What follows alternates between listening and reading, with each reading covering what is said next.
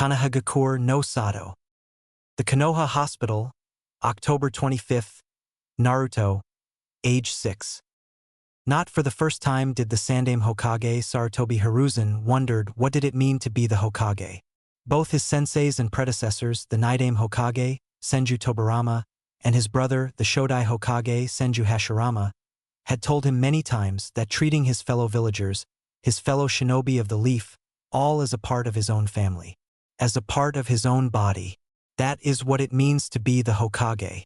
Hashirama-sama, an idealist in heart, had always dreamed that one day, all shinobi, regardless of the country, clan, or village they hailed from, would come together and cooperate, thus erasing the hatred of the warring states period. To coexist was his dream, much to the dismay of his more pragmatic younger brother, who would place Konoha and its benefit above everything else, discarding Shodai's idealism of such a notion as a mere fantasy.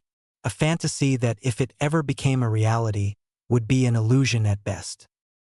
For that, after Hashirama's death, but even before, Tobirama-sensei tried to instill a more realistic approach into his students. Hiruzen had tried to justify this every time he had to send his ninjas to the suicide missions.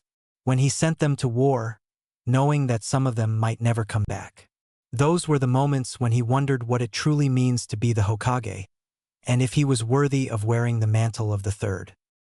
Sitting on the hospital bed, looking at the sleeping form of the 6-year-old Namikaze Naruto, Hiruzen wondered how many of his fellow villagers actually embodied, or at the very least, believed in the ideal on which he tried to live by. It didn't come out as a surprise to him to hear about the villagers' resentment towards Naruto after someone had leaked his status as a Jinchuriki to the public. He reasoned that as long as there was no physical abuse from the adults, Naruto would be safe. He could forbid them to talk about his status to the future generations, ensuring that Naruto grew up being accepted by his peers. But even if the adults followed his order, albeit grudgingly, the apple doesn't fall far from the tree. The young children, having their parents as an ideal they wanted to impress, an ideal wanting to surpass, would notice something different about the blonde boy. Whispers and rumors are certainly one way to mold the opinion of the juvenile mind towards someone. Naruto did not have any friends. He lived in an orphanage and was generally avoided by everyone. Alone and weak prey for stronger to devour. Nothing in his memories suggests he held any previous resentment towards them, Hokage-sama. Yamanaka Inoichi woke him from his inner thoughts. He went to the playground with the intention of making friends, as per your suggestion to him, the day prior. Unfortunately, the 3 9-year-old boys didn't like the idea of that boy being in their company. Before he unleashed his chakra in form of the wind element, they started picking on him, calling him names, even hitting him a few times. Inoichi paused for a second, moving his gaze from Hiruzen to Naruto, and back again. And only after that, he did what he did. No previous elemental manipulation or even any shinobi training I found in his memories. Not even the intention of purposely killing them the way he did, before he passed out from the shock. What about his life in the orphanage? Hiruzen asked, ruffling Naruto's hair while he slept peacefully on the bed. He would take him and treat him with some ramen on a few occasions, but would never ask the boy about his actual life. A fact he was ashamed of right now. He promised Kushina that he would take care of her son, yet he failed. The worst part was, it looked as if he did not even try to change anything. Inoichi looked at him with a small frown. I can say it's not a healthy environment in which a child should grow, Hokage-sama. The Hokage's eyes widened at that. Don't tell me. The Yamanaka clan head picked up his shock and quickly said, no physical abuse happened, Hokage-sama. However, the general neglect, ignoring, or when they do notice him, an ugly look as he calls it in his head shape, his rather resentful outlook towards the villagers, from whom he is a target of that treatment, more so than in the orphanage. Hiruzen sighed at that, wanting to hit himself for his previous ignorance. If Naruto received the ugly looks on the streets, the orphanage would be no different. But it was supposed to be his home, a safe haven, when in reality it was not one. Eventually, it would influence Naruto's mind towards more misanthropic worldviews. He needed to prevent more damage. Immediately, He did not want to face Naruto's ancestors one day, pitifully trying to explain to them how he did everything he could. Inoichi continued describing Naruto's isolated life. Fortunately, the starvings and the beatings did not occur, aside from the recent attempt in the case of the latter. He learned how to read and write along with the other children. Though Hiruzen felt as if there was more to it, Inoichi wore a conflicted and pained mask on his face, as if there was more to his experience than just that. Hiruzen did not press the matter further as his thoughts went back to Naruto, though he reminded himself to have Inoichi tell him everything later. A child of his burden needed more, for Naruto was not only a Jinchuriki of the Nine Tails, but also the only son of the Yondaime Hokage, Senju Minato, and alongside Tsunade, a last member of the Senju clan, coming directly from Tobirama's line, being his great-grandson. Growing up and resenting the village his ancestors, clansmen, father, sacrificed their lives for, was the last thing the aged Hokage wanted. He didn't want that to happen at all. Giving him the name of Namikaze was for his protection, at least Hiruzen had hoped. It was a small game of words from his side. He couldn't very well name him the Uzumaki, as it would draw too much unwanted attention from the outside and their rival nations. Then again, Hiruzen didn't know Naruto would be facing these problems. In silent parts of his mind, he did know, but his faith in the village, in the will of fire, was strong, never wavering, not even when Minato died. Perhaps if he had given him the name Uzumaki, the villagers would be more respectful? Two first ladies came from the Uzumaki clan after all. Hiruzen made countless errors and countless mistakes throughout his reign. But the error doesn't become a mistake until you refuse to correct it. Sending some of his shinobi to the suicide missions, hoping they would survive, silently knowing some of them would die, an error and a mistake. An error he would try to remedy in the future. Mistake never to repeat, and often would. But even that would not bring back the dead. All his errors, all his mistakes would forever haunt him, just like any innocent whose life he ended during the war would, because in a way, he was the one responsible for the deaths of those ninjas. Looking at the sleeping form of Naruto, Sarutobi swore he would correct this mistake. He placed his trust into the wrong basket. It was time to place it with Naruto. He owed the boy and his deceased family that much at least. He called out to his nearby ANBU before doing anything. Cat, summon the head council to the meeting chamber in 30 minutes. 1. The ANBU in question simply nodded and went to fulfill the task she was given. Promptly standing up, he addressed Inoichi, who was still in the room, waiting for his further instructions. Walk with me, Inoichi-kun.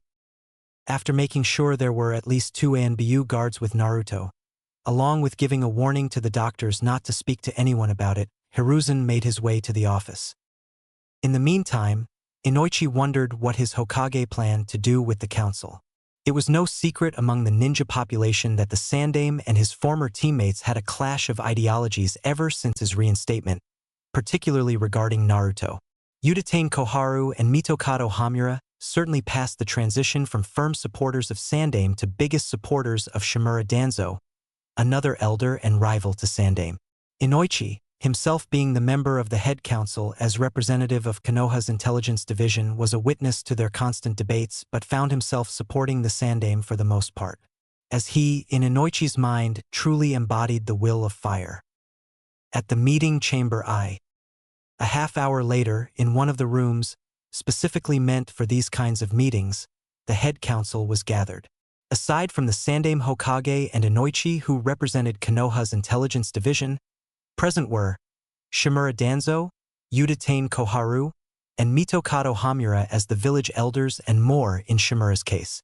Jonin Commander Nara Shikaku, the ANBU commander, and lastly, the head of Konoha's military police force Uchiha Fugaku, were present as well. Without preamble, the Sandaime decided, or at least thought, to start a meeting that way. However, the impatient as ever, Koharu interrupted him anyway. I assume this meeting is about today's incident with the Jinchuriki? Growling at being interrupted, which Koharu had seemed to have noticed, if her sudden flinch at Sarutobi's glare was any indication. Hiruzen nodded in any case. What else could it be about? Though he would have to investigate how they actually knew about the incident before he told them. Perhaps a purge in the ranks would have to commence, regardless of to whom the information such as that one would be delivered. Instead, Sarutobi said, "Yes." The 3 academy students attacked Naruto-kun at the playground, during which he unintentionally unleashed his chakra in the form of the wind element. Unintentionally said with absolute firmness, leaving no place for an argument. "Have you decided what to do with him then?" Koharu continued, composing herself, though a small hint of fear was present.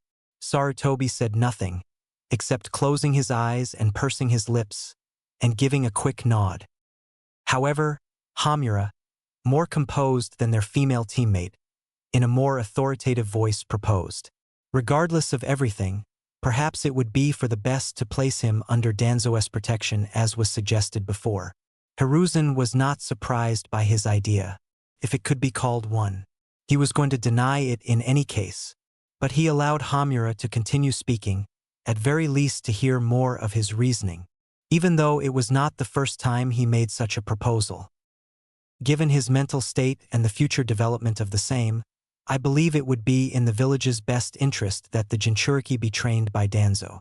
His affinity for wind, a strong one, is an even bigger reason for that. He nodded towards Danzo, who in turn nodded as well. I agree with Hamura. He looked towards Hiruzen then. The boy should be given to me, at least while he's still young and malleable. You know this incident will affect him even more than the general treatment by the populace. With me, he would not only become a trained shinobi, but a loyal one to the Konoha as well, with a better childhood than he could hope for at the moment. Danzo placed the accent on the word treatment, almost as if he was proud of that fact. Whatever your plan was for him, I doubt it would work in the long run. Loyal to you, Hiruzen scoffed inwardly. Danzo looked towards the other members of the head council, but aside from Hamura and Koharu, he only found disapproving frowns and glares, causing him to scowl lightly. He wouldn't get their support. The ANBU commander was loyal to Hiruzen first and foremost. Shikaku and Inoichi were Minato's friends, and they knew about Naruto's parentage and were thus even less likely to support him on such a case. He was on bad terms with Fugaku ever since the Kyuubi's attack and subsequent transfer of the Uchiha clan to the edge of the village, causing Fugaku to always speak against Danzo's proposals and voting against them when such an opportunity arose.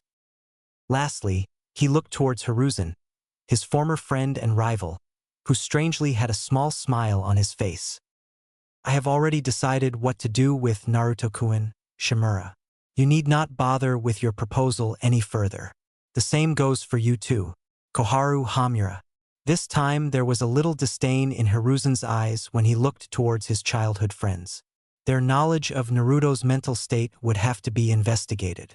The 3 of them were the prime suspects of revealing Naruto's status to the village, no doubt hoping he would give the young boy to Danzo for training Konoha's ultimate weapon, while on the surface sugarcoating him that it was for the Senju heir's protection. Well, he would enjoy crushing their delusions even now as he did any other time. Naruto-kun will live in his home, by the right of his birth. This caused some of the council members to widen their eyes at the Hokage's decision, with Nara Shikaku being the first one to speak. While I do think this is the best case of action, Hokage-sama, who will take care of his basic needs? After all, he is still just a child. And if word gets out that the deaths of 3 academy students are connected to him, his treatment will get even worse. No idle boredom was present in Shikaku as he said that. I have few people in mind whom I trust to take care of Naruto-kun without problem. And I will brief you all once I convince him to accept this job, Hiruzen told them. In regards to the general populace, it would be best that what was said at this meeting remains here. He looked at all of them for a few moments, his gaze lingering on the 3 elders who sat on his right side, for a bit longer. Unsupervised elemental manipulation. Inoichi, Fugaku, I trust the military police and analysis team can cover this? Both of them nodded. Inform their parents that they experimented with elemental manipulation without supervision. The same goes for the rest of the village. No connection can be made to Naruto-kun. I don't want seeds of any conspiracy theories to be planted anytime soon, or ever for that matter.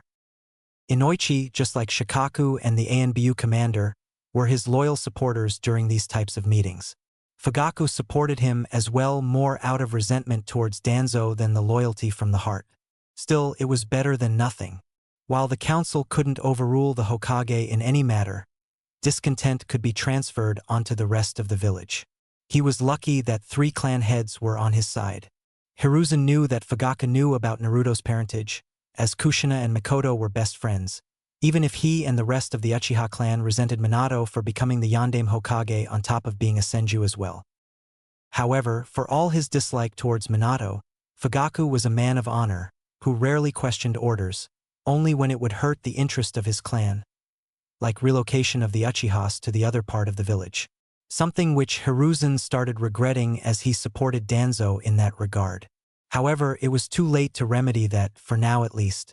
He had to fight on another front at the moment. Hiruzen's gaze lingered on the head of the Uchiha clan, and briefly wondered if it was him who revealed Naruto's status to the village. It could certainly wash away some dirt that was placed upon the Uchiha name after the incident, and any suspicions along with it. Aside from us, 6 of my ANBUs and 2 doctors at the hospital whom I trust know this. Before coming here, I briefed them all to not speak to anyone about this incident. I expect the same from all of you as well. From now on, this is an S-class secret. They were silent for a moment before each council member gave a silent nod at confirmation. You can go now. They all nodded once again, with the clan heads and the ANBU commander standing up to leave. The 3 elders lingered for a bit longer, hoping to sway Hiruzen, but when Danzo stood up to leave, Koharu and Hamura followed. However, before they all went on their way, Hiruzen called out the 3 elders. You 3, stay. As the room emptied, Sarutobi addressed them, slowly ticking the table in front of him as the seconds passed. You know what the penalty for breaking the S-class secret is? It was not a question but a statement, although the elders did not appreciate that the Hokage had so little faith in them. Hamura and Koharu at least did not. Danzo remained impassive as ever. Koharu decided to speak on that, her eyes nearly closed and narrowed. Of course we won't speak about. She would have said more but was interrupted by Sarutobi. Like you 3 couldn't be silent in regards to Naruto-kun's Jinchuriki status? No proof but a word of warning that he would be watching them. Hamura and Koharu tensed for a moment. Danzo was silent and unmoving as ever. Hamura decided to retort. We didn't say anything about that. You have no right to accuse us of such a thing. Indeed, I have no proof, but it's not as if you gave me reason to trust you on that matter. Hiruzen simply smiled wryly. In any case, you've been warned. You can leave now, but know that I will not be merciful if you betray me here. Will not be merciful like I was before. This is your last warning. He narrowed his eyes as he finished his words. The 3 of them nodded, even if Koharu and Hamura were displeased with their council being shut down without any argument, along with being a target of suspicions. But before they left, the Sandaime spoke once more with clear disappointment dripping from his voice as the words left his mouths.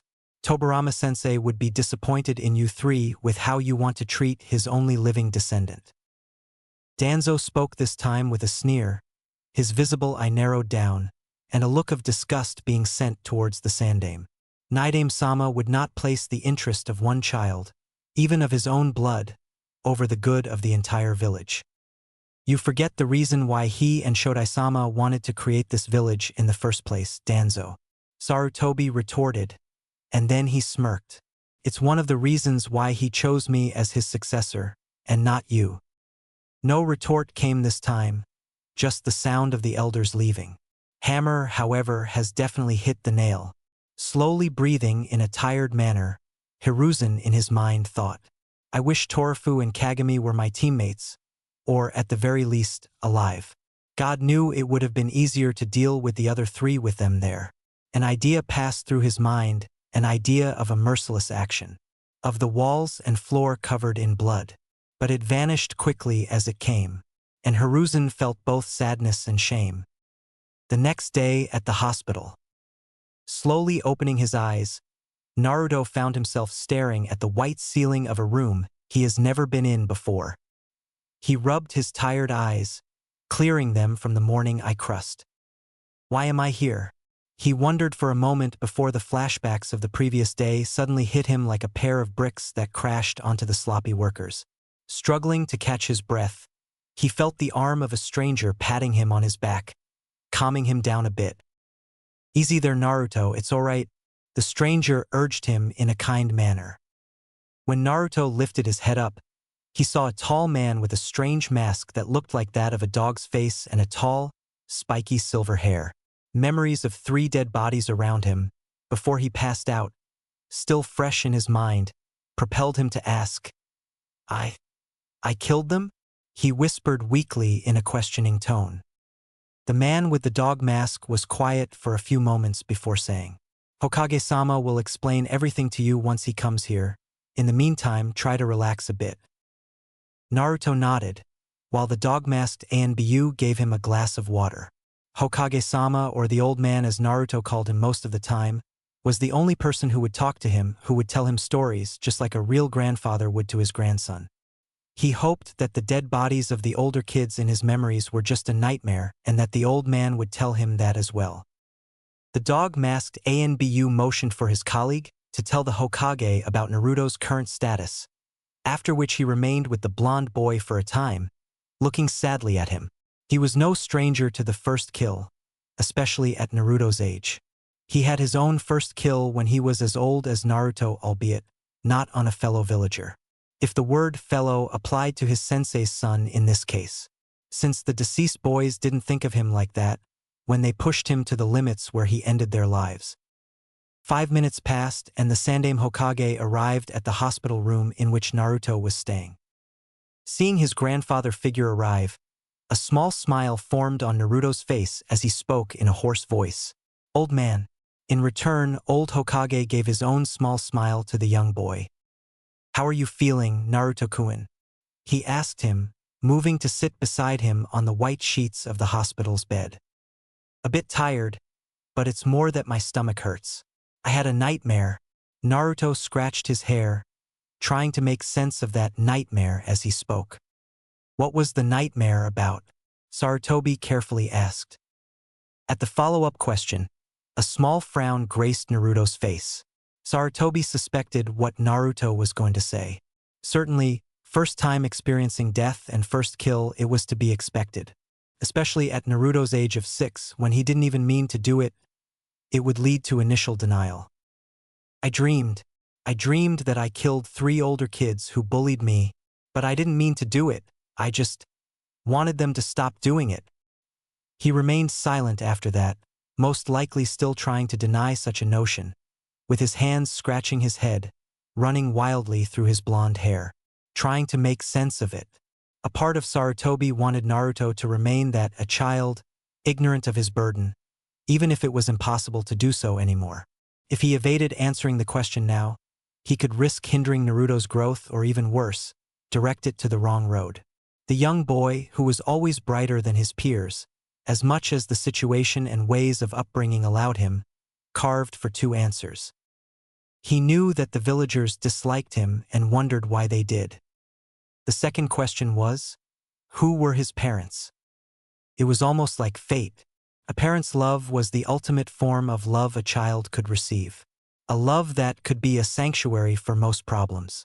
But many children who grew up in the orphanage didn't know about it, and thus wouldn't question why they didn't receive it, at least in Naruto's age of 4 when he first time asked him that.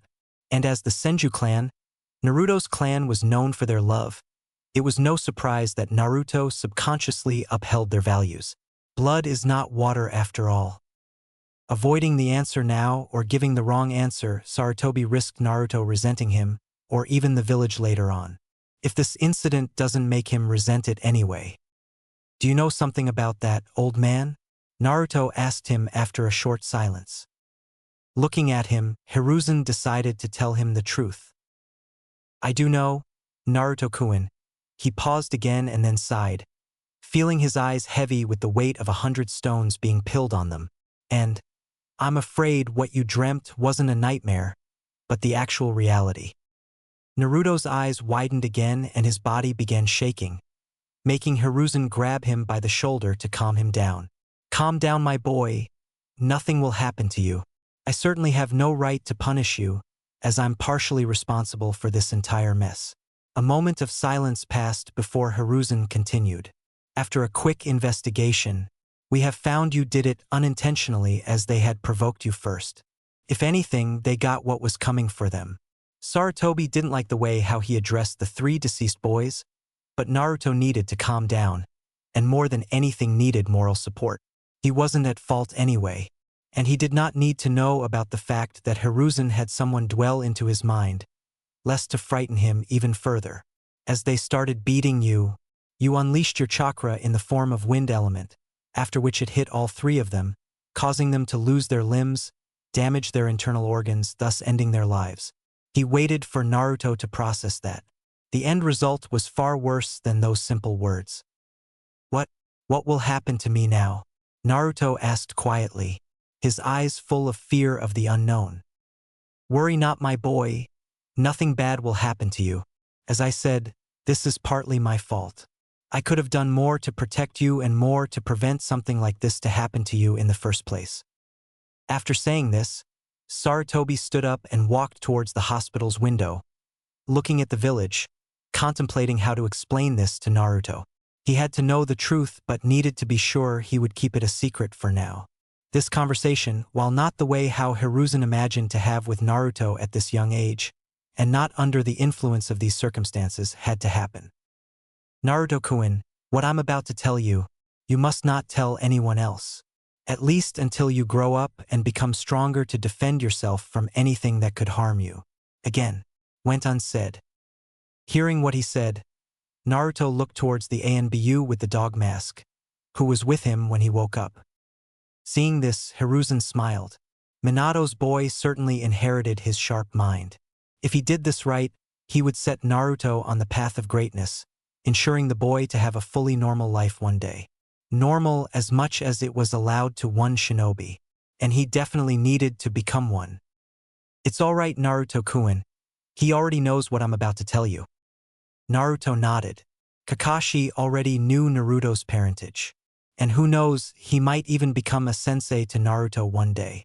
Breaking from his musings, Hiruzen started speaking again. "Have you ever heard of the 9-tailed fox? A silent prayer was sent for this to pass without a problem." 1 hour later. Explaining about the Kyuubi to Naruto passed with no yelling or crying from the Senju boy, only of his little fists clenching the bedsheets in whatever emotion he felt at the moment. The first significant emotion he saw was when he started talking about his parents, his remaining family in both the blood and bond. There were tears of both sadness and happiness, especially when he mentioned to him how much his parents loved him, and how happy they were learned he would be born. Naruto more or less accepted what Hiruzen had told him, along with his new living arrangements. As Inoichi told him before, the orphanage, where he was shunned and ignored, was certainly not a good place for him to grow up. So Hiruzen, just like he told the council before, decided for Naruto to live in his clan's home with a caretaker who would regularly visit him and help him whenever he needed help, especially with the shinobi education, which Naruto gladly accepted. Hiruzen would have to check the compound first before he arranged everything. Naruto's academy time would start in 1 week anyway on the 1st of November. Still, he was glad that the young Senju had accepted what he told him. He couldn't go around with his real clan's name for some time, at least until he became a Chunin, maybe Jonin. If he was anything like his father or other ancestors, he would become one in a short time after he graduated. But Sarutobi also told him to not rush and graduate early. It would be better to do it like the rest of his peers. Many Senjus had died early because of that, and the clan was nearly wiped out in the 3 shinobi world wars, simply due to graduating early and going to the front lines. Ego, fame, acceptance, or legacy means nothing if you die too soon to experience the benefits of any or to actually leave some of them behind. Being in the safety and hidden from the outside would allow Naruto to grow and get an adequate strength to defend himself, to become strong, before embarking on the outside world to complete his missions and make a name for himself. Rest for one more day here in the hospital, Naruto-kun. I will make arrangements for you to move into your new home, Sarutobi told him. I understand. Naruto nodded before he remembered something else. You said I will get a caretaker. Who will it be?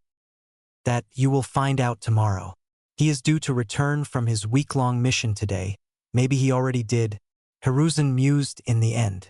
After which he left Naruto to rest and went on his way to do his Hokage duties. The next day at the Senju compound. Following his recovery in the hospital, Naruto was escorted to his future home by one of the Hokage's ANBUs, a woman with long purple hair and a cat-like mask, whose codename was apparently Cat, just like how the other's ANBU, who was with him when he woke up after the incident, was codenamed Dog. His new home, previously populated by his deceased Senju clansmen, was the compound located closest to the Hokage's tower and the academy, but still isolated enough from the rest of the village, laying quietly under the same hill on which the faces of all Hokages were carved in. Nowadays, the compound was abandoned. Its only residents were dirt, dust, and the occasional birds that had made their nests on the various tall trees that were growing strong in the backyards of the now abandoned homes. Maybe even rats in various holes of the buildings. Even if his clan was known as the Senju clan of the forest, mostly thanks to his great-granduncle Senju Hashirama, it was no less true that the rest of them loved the trees as well. As a testament to their devotion, this compound could be considered Konoha inside of Konoha, albeit abandoned. As they reached what looked like the main residence of the clan, they had to stop for a while in front of the building's front door, as apparently, the main residence was protected in seals that would allow only those of Senju blood to enter or those who were permitted by the creator of the seal. The person who created these seals in the first place was Senju Minato, the Yondaime Hokage, his father. One of the reasons was so that his wife could walk freely inside and out, and also to have bigger protection from potential Iwagakure ninjas who sought revenge for their loss in the last war. The old man also told him that when she was young, his mother, Uzumaki Kushina, was the target of kidnapping by Kimogakure, who wanted to use her for her special chakra. All of that made Naruto even more convicted that he must keep his secrets for now and to become strong in order for something like that to never happen to him or his family one day. Strong enough to never get into a situation like the 2 days ago. The deaths of those 3 older kids still haunted Naruto's thoughts. Would they ever stop haunting him? Shaking his head, Naruto tried thinking about other stuff to clear his mind.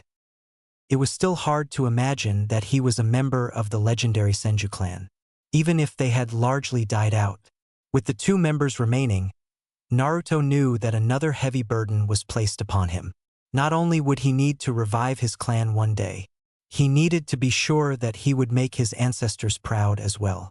While Senjus, aside from his great-granduncle, didn't possess any particular or unique bloodline, the members of the clan were known for exceeding in various ninja arts, as well as having powerful and large chakra reserves, according to the Sandaime. He wondered who his caretaker would be. Maybe his godfather, Jiraiya of the Sannin, or perhaps his aunt Tsunade. No, the old man said it would be a man. As much as he was wondering who it would be, curiosity propelled him to wonder what he would find in his future seal's protected home. Maybe a library with his clan's techniques? The old man told him that when the village was created, as a clan known for 1,000 techniques, the Senjus donated much of the lower-ranked to mid-rank jutsus to the Konoha's shinobi library so that it could help non-clan aligned potential ninjas to develop. However, they kept much of the higher-ranked ones for themselves. It would have been dangerous to give them away, as you would never know what damage could have happened if they found themselves in the wrong hands. For the first time in his life, Naruto wanted to explode with excitement. Not long after, Sarutobi Hiruzen arrived with another elderly man, whose gray hair was tied in a small ponytail. All the while his face was marked with a kind smile that never seemed to fade away. Naruto-kun, allow me to introduce you to Mariboshi Kosuke, your new caretaker, Hiruzen announced. Pleasure to meet you, Naruto-kun, Kosuke said with his usual smile. Likewise, Kosuke-san, responded Naruto with a smile of his own, extending his hand to greet the kind old man. As I already told you before, Naruto-kun, The main residence of the Senju compound operates with seals that were placed here by your father. However, after his unfortunate death, I had Jiraiya place alarm seals around the house to warn me if anyone ever tried to break inside. Naruto nodded and proceeded to ask a question. Has anyone ever tried to break in? Sarutobi nodded. Indeed it has, but there was only one such case. A newly promoted Chunin, Mizuki, attempted to break through around 4 months ago. He walked over to the wall and simply knocked 2 times, for which a small wave of blue chakra was sent on all sides, like a rock falling into a puddle, eventually fading away into nothingness. See? The examples of seals your father has made. Even if you hit harder, you will find it hard to break through. Mizuki of course tried to do it, but the additional seals Jiraiya placed alarmed me, and so we had him apprehended. So how will Kosuke-san here actually be my caretaker if he can't even enter? Hiruzen simply smiled at the young boy. Indeed, he won't be able to enter the main residence. However, not the entire house is covered in seals. There is a segregated part, specifically meant for guests. Kosuke will live there, Sarutobi explained. However, it will be up to you to clean the rooms of the main residence, as only you can enter inside Naruto-kun. Naruto nodded in understanding, while Kosuke was silent. He certainly didn't expect this turn of events. He didn't even consider himself worthy of becoming a caretaker or tutor to Naruto. But he owed that much to both the Yondaime and Nidaime. Hiruzen told him that out of all people in the village, Naruto could grow up to become a good man, only under him and his nearly 50-year-old experience. Kosuke knew that Hiruzen was not sugarcoating, but actually meant every word he said to him. Flashback. Sandaime-sama. While I don't doubt your wisdom in regards of arranging a new life for Naruto-kun, I must politely refuse your offer.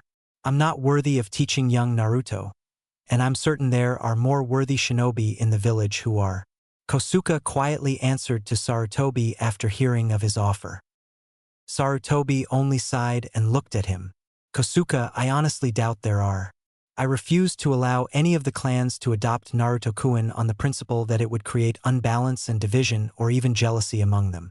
Had he not have problems with Orochimaru, I would have put him in the care of Jiraiya, but as we do, I have no choice but to look for an alternative.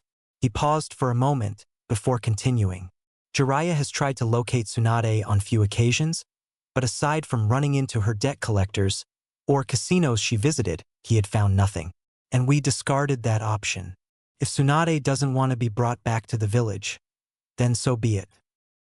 Kakashi is in the ANBU and is needed on the field constantly. Plus, with his emotional trauma from the losses of the last war and from the Kyuubi's attack, I fear he is not suitable enough to raise Naruto-kun with his psychological condition. I'll give him a few more years to find a way to cope with his losses, and then I might place Naruto on his team if he gets better. Kosuke remained silent as the Sandaime's words flooded his ears. Kosuke, I know you still blame yourself for your comrade's death, but just like Tobirama-sensei had told you once before, I will tell you now. Use that mistake, that experience, your knowledge, and pass it to Naruto. I made more mistakes than you, my friend, but brooding and punishing yourself will not bring back the dead. Ensuring we don't repeat them will prevent new graves, tears, and hatred from emerging. For we are shinobi and we endure. And I'm sure Tobirama-sensei would not want you to beat yourself anymore. He would be glad that someone like you is tutoring his great-grandson. Sarutobi remained silent after that. Kosuke thought about many things. Would Tobirama-sama approve of this? Would he find him worthy of training and educating his great-grandson? Those questions loomed in Kosuke's mind. But knowing the man and his personality and fighting alongside him on many occasions answered Kosuke's question. Almost like he heard the words of the man himself. I accept the assignment to become Naruto-kun's caretaker, Hokage-sama, said Kosuke professionally. End of flashback. After that, he and Hiruzen have talked about how Kosuke would raise Naruto, how his education and shinobi training would be delivered, and many other plans. Kosuke was sad to hear about the new burden that had been placed on the boy. He hoped he could help him to overcome the guilt of unintentionally killing 3 academy students, even if in Kosuke's opinion, Naruto was not guilty at all. But if he did feel guilt for it, then it only convinced Kosuke that the young boy would grow up to become a splendid man one day. Well, I will leave you two to get to know each other now, Sarutobi said. Listen to what Kosuke tells you, Naruto-kun, you won't regret it, and will learn much from him. He addressed to the young Senju. I will, old man. I won't fail you. I promise, Naruto announced with a smile and conviction in his blue eyes. It was rather refreshing to see this new aura that emanated from Naruto, Sarutobi thought. He had high hopes for this arrangement. Now, he only needed to inform the council of it and to make sure certain members do not meddle in. Even if he warned them on their last meeting, he doubted that all of them would fall in line immediately. Those 3 have become too confident with their positions in the last few years. But even if he didn't trust them as he used to, Hiruzen still recognized their value. Danzo's route was a necessary evil. And despite all of their faulty views, Koharu and Hamura were good administrators who had kept the village's hierarchical system running, thus easing the burden he had to carry for the village's sake. One thing he did know is that the next few years would be interesting, particularly watching Naruto's progress. He didn't remember when was the last time he was this interested in the development of one of his ninjas. He had faith in Minato's boy. After all, the blood of the Kages coursed through his veins. Naruto could one day surpass his father and great-grandfather, and earning the respect of not only his home village but the entire world. With Naruto and Kosuke at the same time . So, Naruto-kun, shall we introduce ourselves? Kosuke asked, to which Naruto eagerly nodded. November 1st, the academy. The excitement was a feeling that Naruto didn't have very often. In fact, he could list the times he'd been this excited in one breath. His birthday, when the old man visited him and took him for some ramen, the moment when he moved into his new home were those moments, and having a caretaker, a substitute for parents in his case. And now he had another one. Remember what I have told you, Naruto-kun. Listen to your teachers at the academy, do what they tell you, and when you finish your classes, we shall begin your shinobi education right away. The voice of his caretaker brought him from his thoughts. Better we don't waste our time. Naruto turned to him with a determined look and answered. I will, Uncle Kosuke. However, he suddenly faltered, which made Kosuke frown. But will the teachers at the academy be okay with me there? No doubt they know about the QB. He asked in a hushed voice, so the others would not hear him. You need not worry about it, Naruto-kun. Hiruzen told me he made sure that the staff knows not to sabotage you or anything, and he has picked the teacher for your class by himself. Kosuke answered him. He could see the look of suspicion from Naruto. They were standing in front of the academy's entrance, along with more than 100 parents and their children who aspired to become shinobis of Konoha, yet still a bit away from the rest of the crowd. Some of them looked at Naruto with a look of disdain but did nothing more. The Sandaime could control them that much, it seems. Furthermore, I think you might find some good friends in your class, he told him with one of his usual smiles. This made Naruto raise his right eyebrow. How can you be sure? I didn't have much luck in finding them until now. He kicked a small rock that laid by his feet, sending it flying away. You will see. That was the only answer he got. But Kosuke knew that Hiruzen picked this class specifically, for it included 7 of Konoha's strongest clan heirs and members, and some of those clan heads apparently knew about Naruto's heritage, so they might not be against their children being friends with him. They were at least more informed than your average civilian, but only time would tell. I hope so, Naruto muttered. Not long after, one of the academy's staff members arrived at the front door and told the students that they must be at their assigned classroom in half an hour. As some of them scrambled to enter, Naruto decided to stay aside for now. He had time after all. Good luck, Naruto-kun, Kosuke told him and bid farewell. Thanks. As the dust settled, Naruto moved into the academy. While walking through the hallways, he saw many of the older kids either walking or standing around, chatting and whatnot. No one paid him any mind, but that was good enough for him. He looked around the signs that pointed the room I-4, hoping not to get lost. Luckily he didn't, and before long he arrived at the place where he would spend his early mornings till noon, for the next year.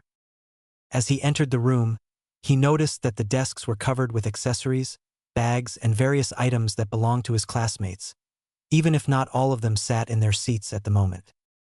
Looking around, he saw a free seat at the back row near the window, only 2 boys sitting there. Perfect. It would be better to remain behind, away from the center and attention.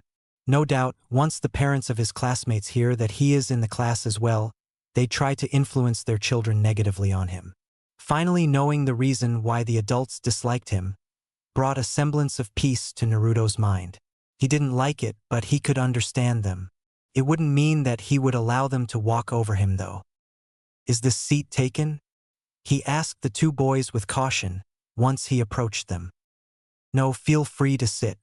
The boy with black hair, tied in a spiky ponytail, answered in a bored manner as he looked up. Naruto proceeded to sit.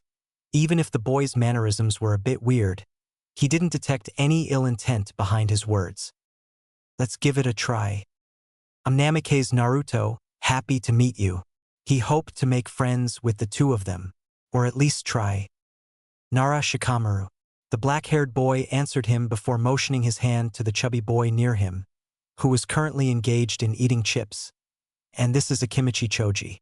Now revealed Choji nodded, offering some of his snacks to Naruto. "If you don't mind, thanks Choji." It was good that he read the book about the first introductions, as the 2 boys didn't seem to mind his company. Maybe Shikamaru and Choji were different. A flash of lightning passed through his head. They were from the Nara and Akimichi clan, one of the stronger clans of Konoha.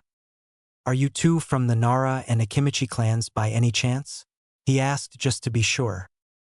"Yeah, as our surnames suggest," Shikamaru answered plainly, as if it was the most obvious thing in the world. Shikamaru eyed him curiously. "You're from a civilian family, right?" "Something like that, I guess," Naruto said. "I'm an orphan, but my caretaker is a shinobi. By any chance, did you 2 receive training from your clans already?" he asked, hoping to change the subject as soon as possible. He wasn't keen on divulging his private life to others, even if he meant to make friends with them. "Not yet. My old man said not to rush things, it would be troublesome." The Nara said. "What do you mean by caretaker, anyway? He didn't adopt you?"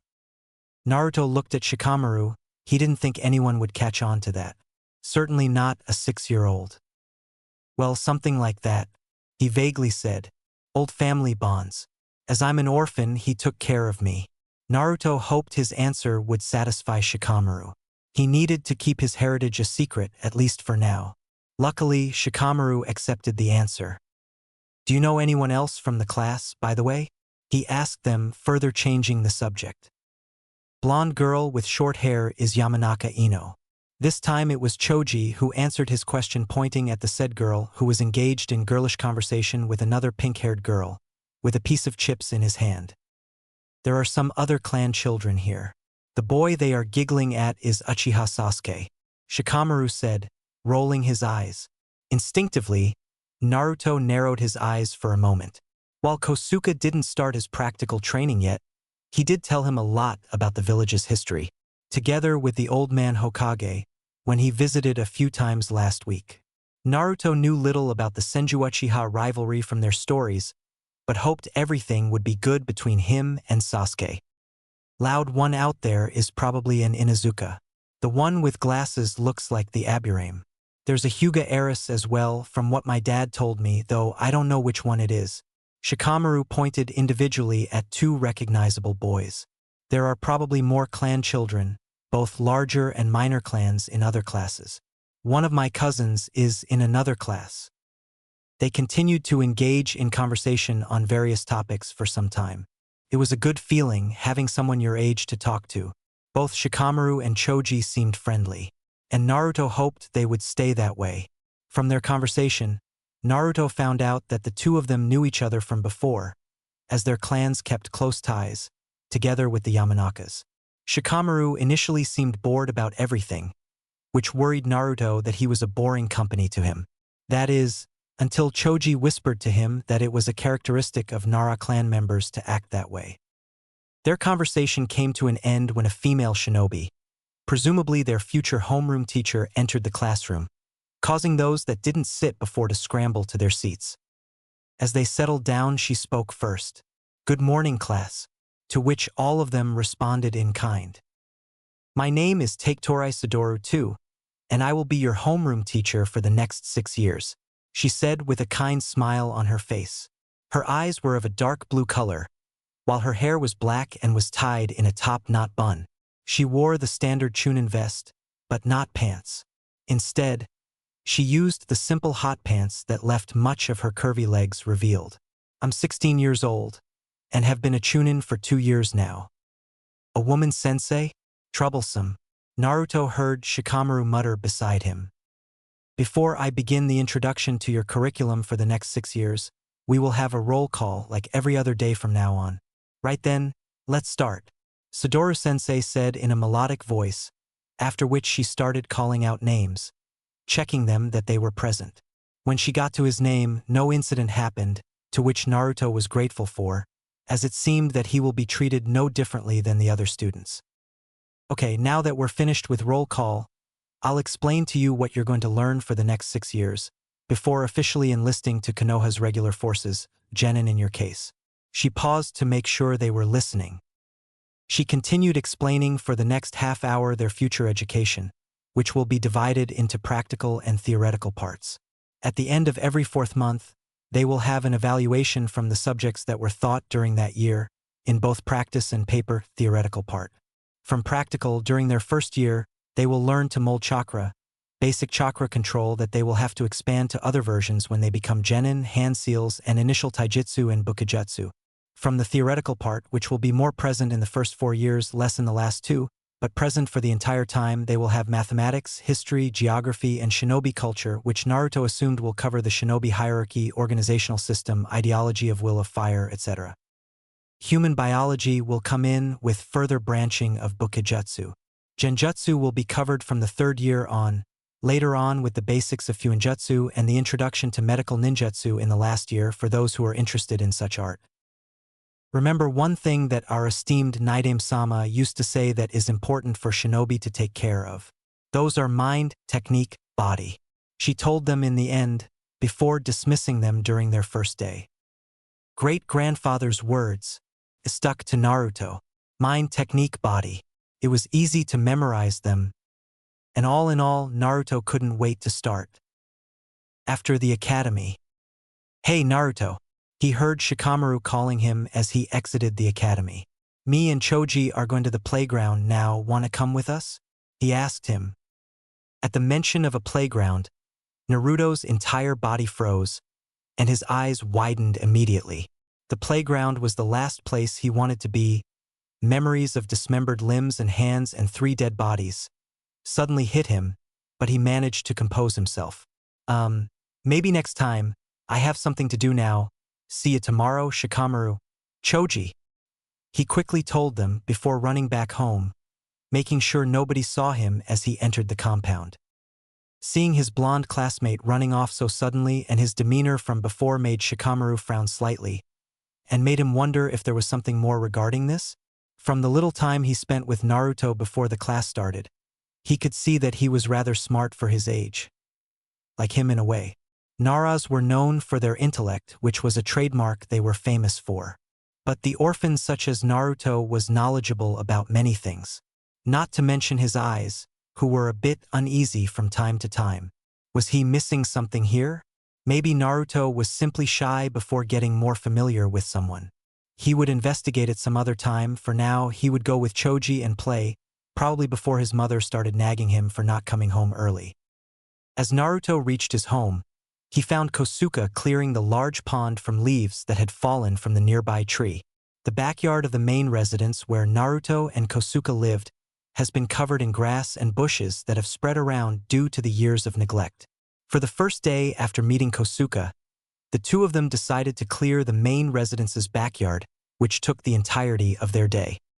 During that time, and the following week, Kosuke told many stories to Naruto, missions he had with Naruto's father and great-grandfather, and a lesser-known grandfather, Senju Bishamon, who died during the middays of the Second Shinobi World War, leaving his son, Minato, practically an orphan, just as many other Senjus like Tsunade's younger brother Nawaki died during that war, further crippling the clan, whose numbers already dwindled in the first one.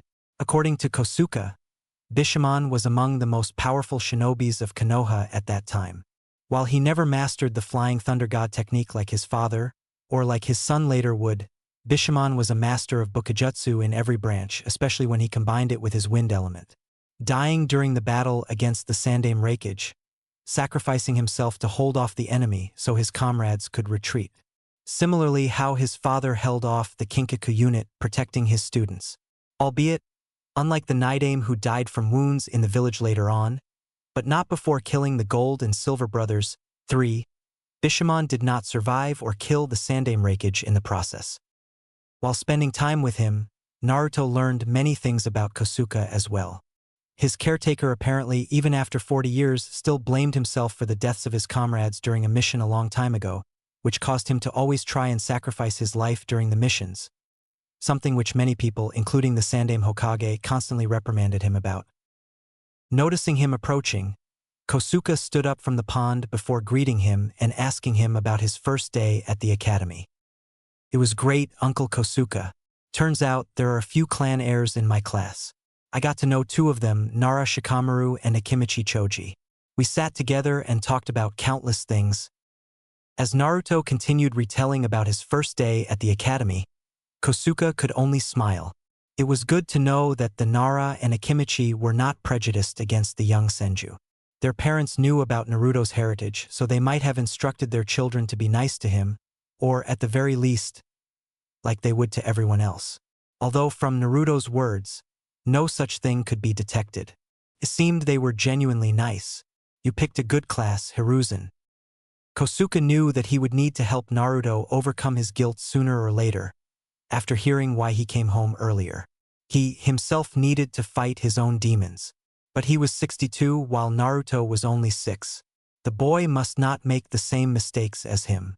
Teaching Naruto to become a shinobi and, more importantly, a good man, was part of the legacy he wanted to leave behind after he died.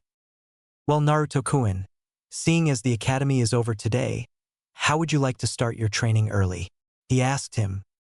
"I'm ready, uncle."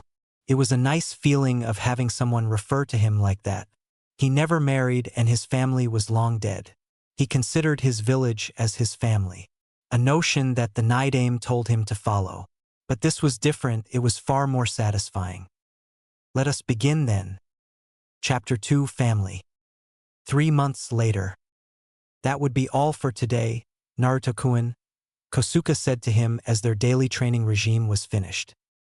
Every day after the academy, where Naruto would spend around 8 hours from the early morning, he would train with Kosuke for the rest of the day. Initially, it was just like in the academy, only chakra control. A long and tiresome exercise that seemed pointless at first. Learning necessary hand seals was at least somewhat more interesting.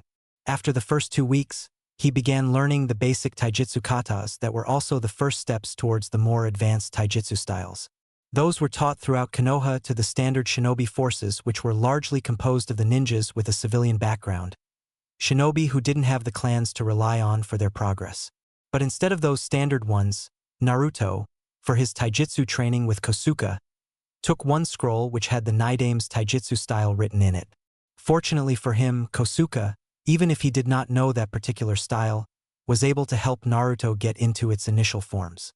But the style itself was a lot more complex than it seemed at first hand.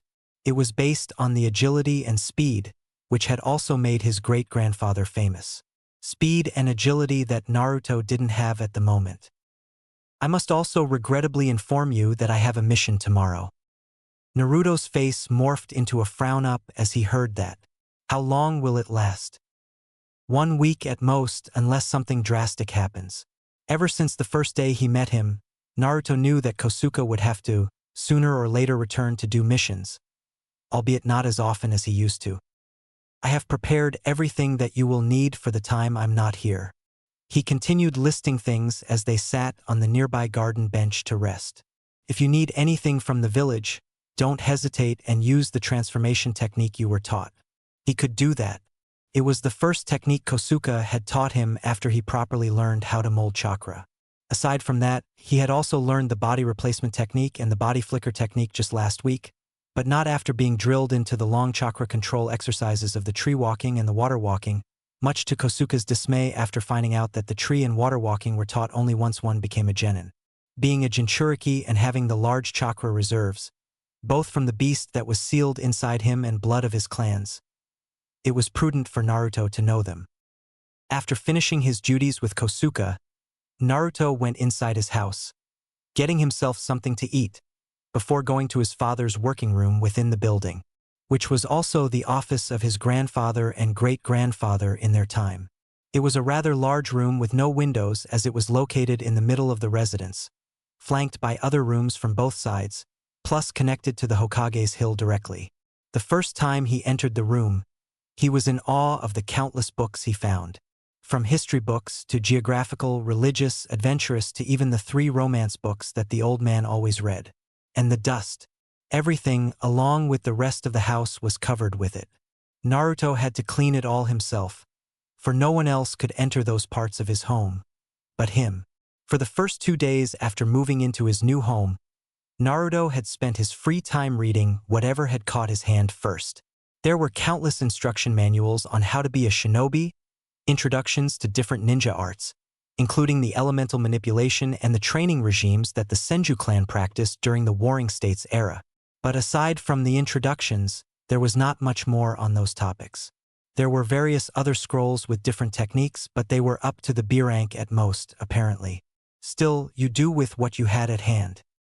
He showed some of the training regimes from the Warring States to Kosuke, to which the man smiled and told him that the Nidaime would also drill all of his students with the same heat. Nonetheless, Naruto easily found out why his clan was feared during their time. To even use the resistance seals contrary to the more common weights. It not only increased their already large chakra reserves but also the speed during the battle once the seals were turned off. It made Naruto ponder on how his clan got decimated so easily with the power they possessed. The Sandaime had told him that many of his clansmen, being the prodigies in their own rights, graduated early from the academy. And considering the village was in a state of war with other nations a large part of its existence, they had no choice but to deploy the young when needed. Naruto sighed. As the old man said, you learn from your mistakes. He hoped not to die early, as life was just getting better. Since Sunday was the day off with no classes, the only day during the week they had that generosity, Naruto could stay awake a little more. Currently, he was reading the official history of the Third Great Ninja War, battles that were fought, particularly the battles in which his father has fought, and his rivalry with the son of the third Raikage, who was also a designated heir to the seat of the Raikage, being the Yondaime Raikage now in his own right.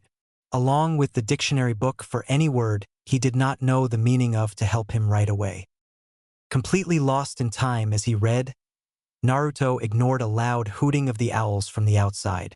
Eventually, a small yawn caught him and he accidentally pushed a wooden cup to the back of the table, which was a mere inches separated from the wall, with just enough space for the said cup to fall through. Luckily it was empty, so the floor wouldn't get wet and no damage to the parquet would be made. Plus, he wouldn't need to try and move the supposedly unmovable table that had looked like it grew from the ground floor itself. Ugh! Getting clumsy like this, Naruto grumbled as he stood up over the table to try to pick up the cup.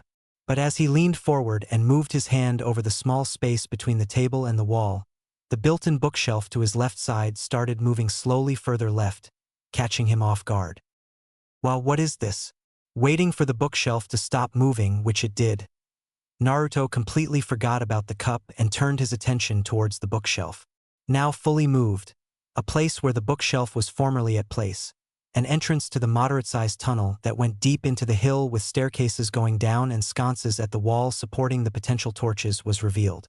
Looking down the place between the table and the wall, Naruto saw a glimpse of a wooden cup that was on top of a rather unnoticeable switch from a normal point of view. Cup must have triggered the opening, and a bookshelf acted as the door. As he had a free day tomorrow, Naruto decided to investigate it further into the night. Taking a nearby lampshade with him, he started walking into the tunnel. At the very entrance, he saw another switch with a similar shape like the one behind the desk, only on the wall. Figuring it will simply close the door, he turned it on, proceeding to walk further into the cave and carefully stepping on each stair. His right hand holding the lampshade, the left one leaning on the wall as walked down. The wall on which he leaned was layered in the invisible chakra, invisible to the normal eye, similarly to the walls of his home, a layer of chakra that prevented outsiders from coming in. I will need to have some torches placed here one day. After 10 meters or so of the quiet walk, he finally got to another room, larger than his own. There were various bookcases on the edges, and one working table to his right. This must be the clan's secret library, one that only the current clan head would have known of. What would happen to this place if my father had died childless? He didn't want to dwell on that thought, proceeding to look around. Bamboo and wooden scrolls, instead of the usual paper ones, were, for the most part, the most populous inhabitants of the various bookcases that graced this large room, probably to survive the test of time. That didn't mean there weren't other books as well. Books that his normal library didn't have, as he saw some titles for the first time. What is a seduction and how to counter it? Was one of the titles he saw. One of the titles he saw for the first time. In one corner of the room, there was a large shelf with various weaponry and armory, from the flying thunder god kunais that were hanging on the wall, to the beautiful coal of color kuzurigama and one katana that had the Senju clan symbol engraved on its sides. There was one object that greatly resembled Vajra from the symbol of his clan. Gently taking it as it was a religious relic, well to Naruto, anything from his family's possession was, he inspected it with curiosity. Due to his excitement, with both blood and chakra running wild through his body, like a river torrent on a stormy day with winds making it faster than usual, a strange object suddenly lighted itself, full in bright yellow color and magnificent glory, almost making him drop the lampshade. Like lighting, Naruto instantly thought, wait, lighting? This must be the sword of the thunder god, great-grandfather's sword that he used in battle with his own Hiraishin kunais. He knew about it from stories Kosuke had told him. Those stories were always spoken with a great deal of awe and respect that his caretaker held for Naruto's ancestor. Amazing, he uttered out loud for the first time since coming to this room. Turning it off and gently laying it down, he looked at other objects that were there. There was one of his father's coats he wore after becoming Hokage. But what mesmerized Naruto the most was the blue armor that stood attached to a wooden doll with dirty white fur and a spider webs around it. This must be Nidame's battle armor. One he wore during the Warring States era and in which he fought his last battle. He said to himself as he made the line from dust, tracing his small fingers across its stomach. A picture he saw in the history books flashed in front of his eyes as he imagined the man who wore it during his time. I can't believe a place such as this actually exists. He looked towards one part of the room with its entire side filled with a line of bookcases that had the ninjutsu written at the center above it. Approaching it, he looked around the various wooden scrolls that each had its own small sign on what it contained. Shadow clone technique? Shrugging off his shoulders, Naruto took it. Perhaps he would be able to learn it. If it was different from the one Academy is supposed to teach from the second year onwards, maybe he'll be able to master it. A regular clone was borderline impossible for him to learn, no matter how much chakra control exercises he performed. He could mold chakra the correct way, but he would always produce one sickly clone laying on the ground, half drooling, half sleeping. It won't hurt to try, he hoped. Apparently, this technique was created by Nidame himself, who also created its various other variations, Naruto noticed as he read the scroll and its contents. Having to fight the Uchihas since I could walk, I learned that there is nothing more infuriating than having your hard work stolen. Spending weeks, even months, creating, perfecting, mastering new techniques, only to have a member of that cursed clan flash his red eyes and simply copy it. It would make even a member of Nara clan riled up. Hidden clan techniques are generally harder to copy as other clans do not fight the Uchihas as much as we Senjus do. Not to mention reducing hand seals necessary to perform it. So why not create something that could kill 2 fleas with 1 hit? But what? The answer is the shadow clones. While the Uchihas tend to be predictable fighters, even with their Sharingan, I'd rather not have someone sneak out from the fight and later distribute my hard work to them. To even use it against my own clansmen. Unfortunately, it has happened already. The shadow clone technique, while splits the user's chakra, can also kill the user if he doesn't have enough of it.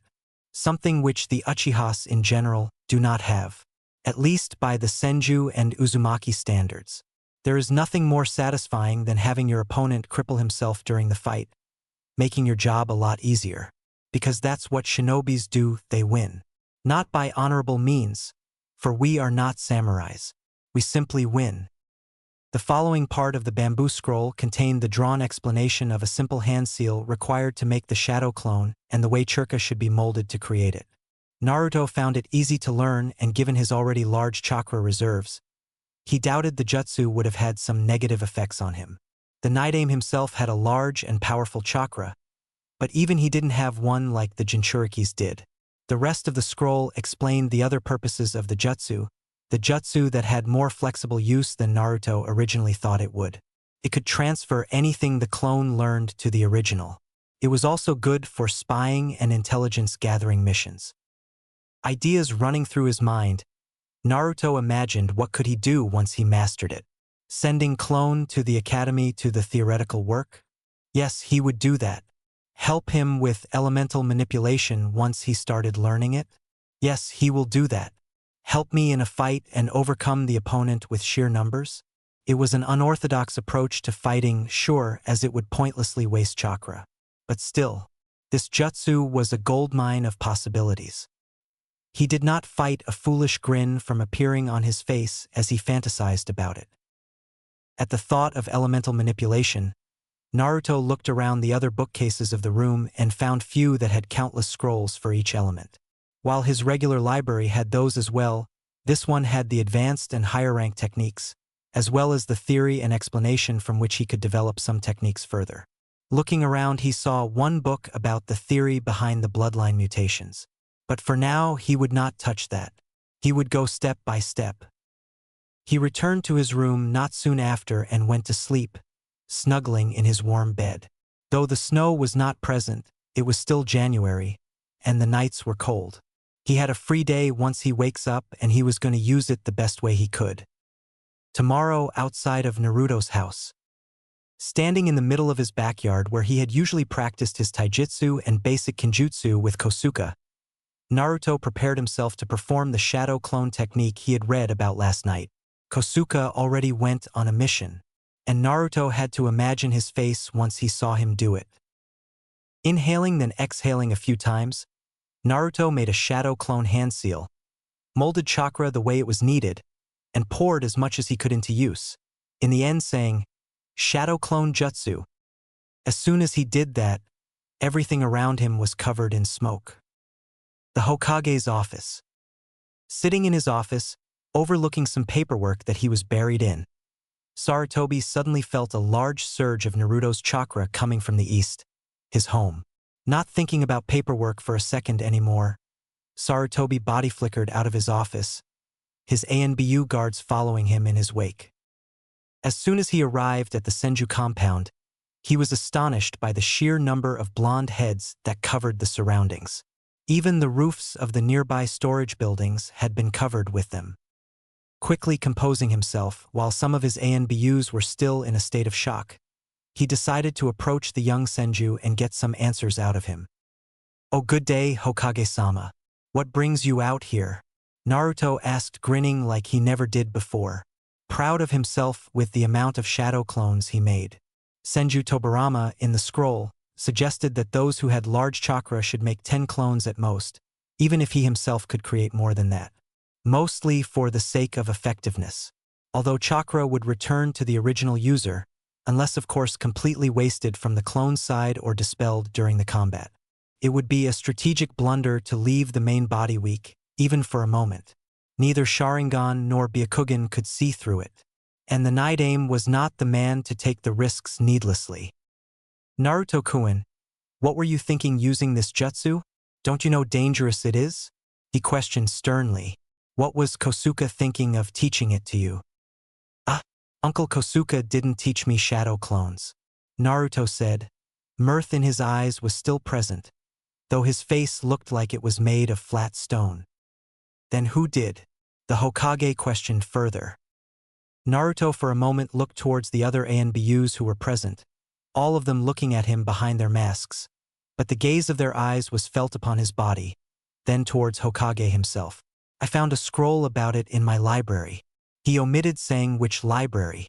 If old man could figure it out somehow, he would keep it to himself. As the head of his own clan, he should understand the need to keep something secret. Sarutobi in the meantime wanted to slap himself for forgetting that it was his sensei who created that jutsu. Of course he would have it personally, even if he declared it to be a kinjutsu. One of the few kinjutsus that many shinobis didn't want to use even if they had some desire. I see, but you should know it is dangerous. Some ninjas died trying to perform it. He told him, still serious from the entire situation. I know the scroll said as much, but it is still easier for me, as I already have large reserves plus my tenant who constantly expands them. Among other things, he didn't need to mention resistance seals that Kosuke showed him how to place on himself. It was much safer if the user did it himself, as it could prevent someone else from using it against him during the fight, and adding additional levels later when he wanted. Not to mention, he wanted to surprise the old man one day when he decided to test him. Sarutobi sighed. Very well, but please for my sake, don't use it around the village. I don't want people being suspicious of you and complaining later on, for whatever reason they may come up with. I understand, old man. Oh, I almost forgot. Don't use it with its variations, at least not on this scale. If he had a scroll for regular shadow clones, shadow clone explosion would be no exception. With that said, Sarutobi and his ANBU left Naruto and returned to the tower. Naruto simply smirked and promised he wouldn't before he left, after which he ordered his clones to dispel, which might not have been his brightest idea as he was suddenly hit with memories of all 100 of his clones. Clutching his head in slight pain, Naruto moaned. I need to learn how to sort out memories in a better way. Scroll explained that it would be best to do it one by one, or if one had very good chakra control to sort the memories out in his brain with more numbers. In the meantime, Sarutobi thought as he walked towards his office. I wonder how those three would react if I told them the amount of shadow clones Naruto-kun can make. That very thought brought a smile to Hiruzen's face. Ever since he was young, he enjoyed seeing flabbergasted expressions on their faces. Danzo was better at keeping his emotions in check and away from the public's eye. Sarutobi couldn't remember when was the last time he saw his rival speechless or dumbfounded about anything.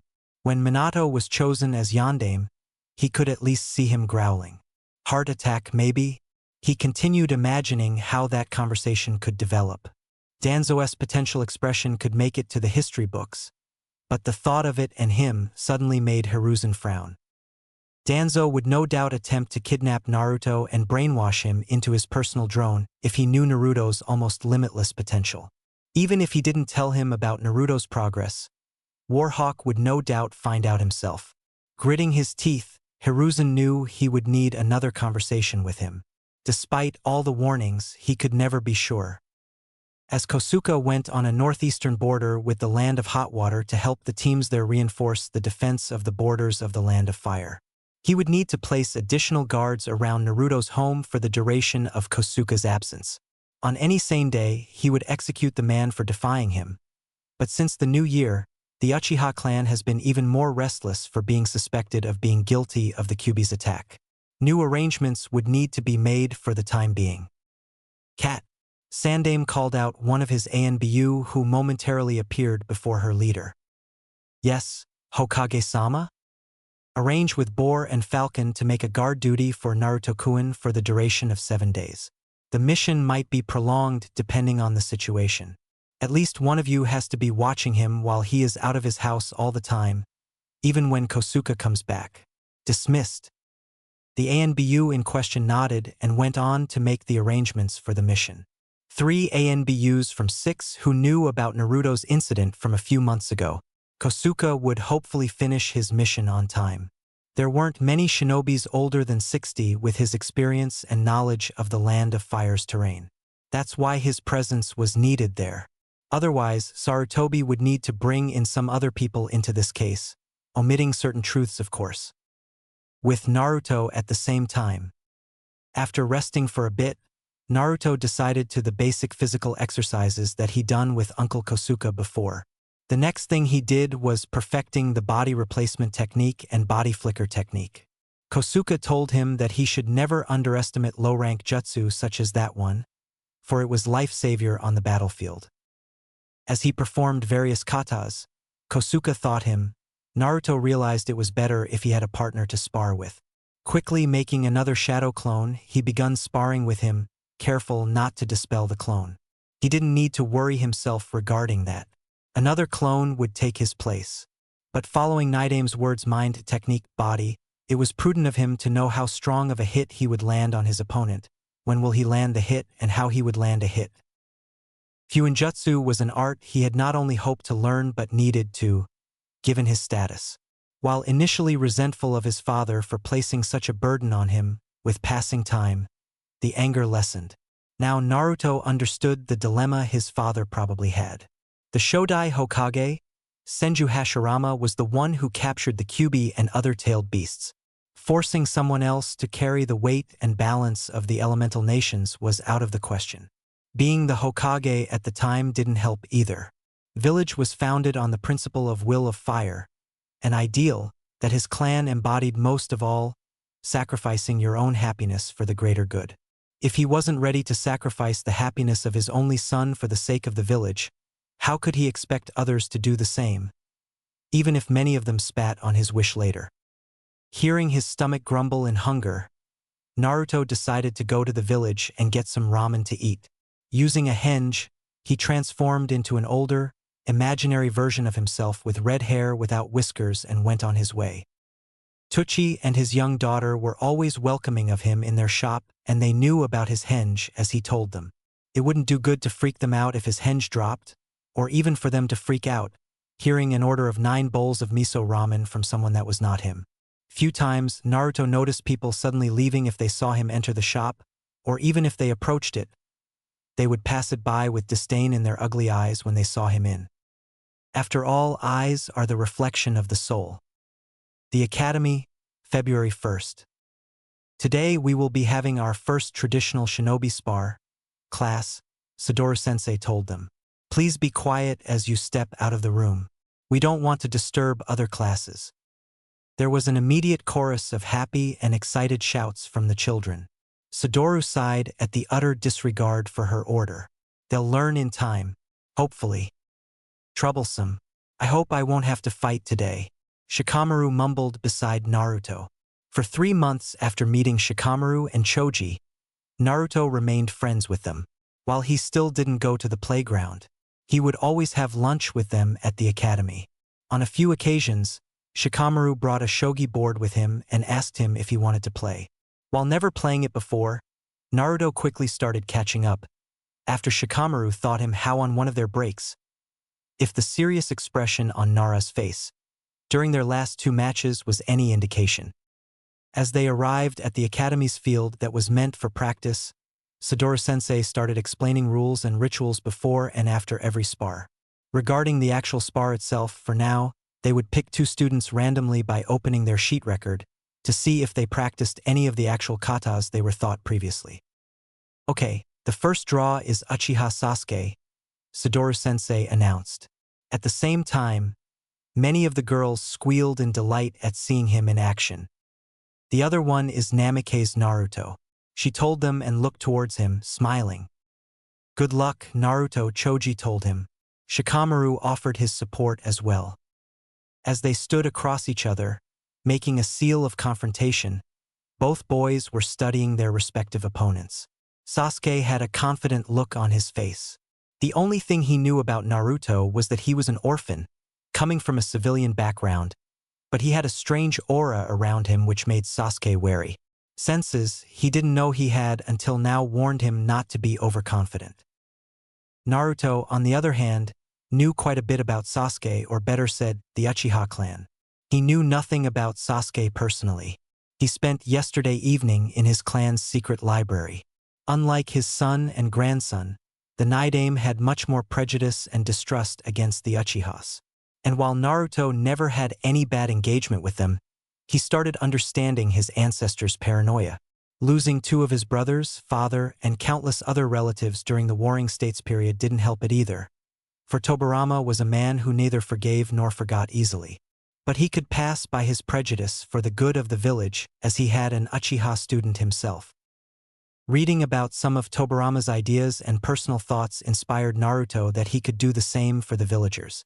That he would muse about later, as Sadaru-sensei soon announced the match with begin.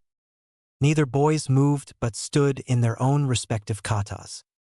Sasuke in his own Uchiha style, a predecessor before he awakens his Sharingan, after which the style itself needed to be adopted to conjure better movements with his eyes. Naruto in the meantime stood in his great-grandfather's style Suijin's Fury 1, which was based on cooperation with Suiton element in addition to Naidame's famous speed and agility. Albeit Naruto didn't practice or even knew if he had that element, the style itself was flexible and is focused on speed and precise hits. Similar to the Hyuga's clan Gentle Fist, yet different all the same. Sasuke narrowed his eyes. That's not the academy style. No matter, I'll still beat him, he thought confidently as he leaped forward. As Naruto saw this, knowing he was faster than Sasuke, now with his resistance seals off, stood calmly, preparing to evade when the time comes. Sasuke had his fist ready to hit Naruto, exactly 30 centimeters distance between the two, before Naruto jumped and swirled around in the air. As Sasuke's arm passed where Naruto's body should have been, for a second while he was in the air, Naruto prepared his own fist and quickly punched Sasuke right in the face, his cheek to be more precise, which caused the young Uchiha to fall to the ground immediately. The silence was a bit unnerving as everyone watched what happened. Sadaru-sensei quickly announced, "Winner, Namake's Naruto." Naruto approached Sasuke and offered his hand, which the Uchiha accepted, proceeding to ask what was that? It wasn't any of the Academy's kata we're thought here. It's not. It's a work in progress, for now at least. Well, it was, even if you don't have the water affinity mastered, you still need to have your body adjusted to the style, and Naruto started learning it for give or take 3 weeks now. His muscles were hurting a bit now. Well, it's good. Will you teach me once you master it? Sasuke asked bluntly. Naruto raised his eyebrow in curiosity but answered nonetheless. Only if you teach me your Uchiha style.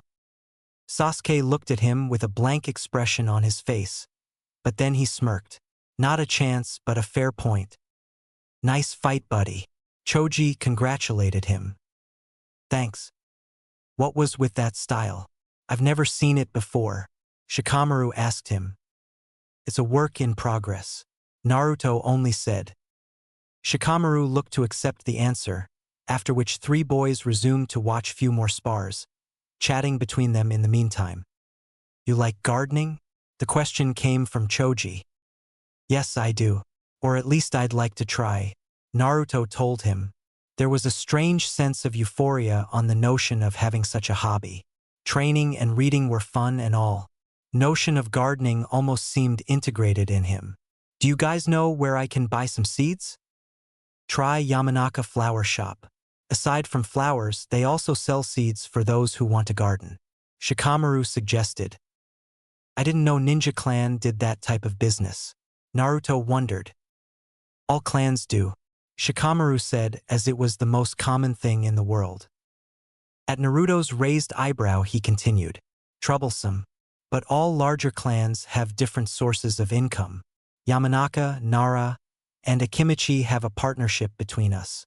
Yamanaka supplies us both with various plants from which the Nara clan makes medicines to supply Konoha's hospital and shinobi forces, just like Akimichi's make food pills. Other clans have their own type of income growth, though I'm not familiar with them. That is what my old man told me once. I see it would be hard to keep the income high as not everyone in the clan is shinobi. And those who are would most of the time have their own families within the clan to support, in addition to the clan itself. So these businesses are generally safe from the dangers some higher-ranked missions can possess, but still give you guys a fairly good source of wealth. Am I right? Naruto concluded. Shikamaru smiled and said, "You are. So, will you visit the Yamanaka flower shop today? Then?" Naruto nodded. "I would like to. Will you show me where it is?" "Sure. My mom wants me to pick up some flowers for her. Even if she could do it herself. Says it's to cure my laziness, whatever that meant. So, meet you here in the afternoon today, is that okay?" "It is." 2 years later, Naruto age 8. Hokage's office. Rubbing his temples, Sarutobi sighed as the thoughts about the events from 4 months ago appeared in front of his eyes. He always tried banishing hatred from his heart due to his profession, as it was one of the emotions that would hinder his ability to be a shinobi and could potentially be his downfall as the Hokage. Just like Sensei told him before he died. But he couldn't feel anything but hatred and sorrow right now. Hate towards Fugaku for his plan to start a coup d'etat and to try and use Naruto as a means to diverge Hiruzen's attention away from his clan. But also to later use the boy as a weapon to have better control over the village. Fugaku was not as honorable a man as he had led everyone else to believe. 2 weeks before Itachi did what he did, there was a break in the security, as the information was leaked to the rest of the village that it was Naruto who killed the 3 academy students who bullied him. The bullying part of the information being omitted from the rumor. While he wanted to simply execute Fugaku for leaking it, as it was he who did it according to Itachi, he couldn't. The Uchiha clan as a whole was far too involved in the coup. Had Danzo not ordered Itachi to eliminate them, a civil war might have broken out in the village anyway. The Uchihas may not have possessed the manpower to overthrow him. Far from it. But it would cause much wider damage, as they could use the civilians to gain wider support. The worst part? Many shinobis came from civilian background originally. Some of them could be swayed. The village was weakened enough from the Kyuubi's attack. More bloodshed was not needed.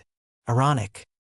Though the villagers were a double-edged sword, as many of them held a deep sense of distrust towards the Uchihas as well. It was a gamble that Fugaku was willing to take, but Hiruzen was not. That's where he planned to use Naruto for his vile goal. Danzo was the second person Hiruzen hated. Had he not created the friction with the Uchihas in the first place, none of this would have had to happen. Sarutobi ordered him to disband the route, but he had doubted that his rival would simply do as he had asked. He probably just went further into the underground. Hiruzen would let him continue to defend the Konoha from the dark, mostly because he didn't know what to do with more than 100 highly trained drones. At the very least, he could stop him from recruiting this way. This made him hate the third person most himself. Had he been the true shinobi as Tobirama-sensei always envisioned him to be, the day Orochimaru escaped, countless problems could have been avoided. Jiraiya would not need to run around the elemental nations, chasing after him, fixing Hiruzen's mistakes. Jiraiya could stay in the village with his godson.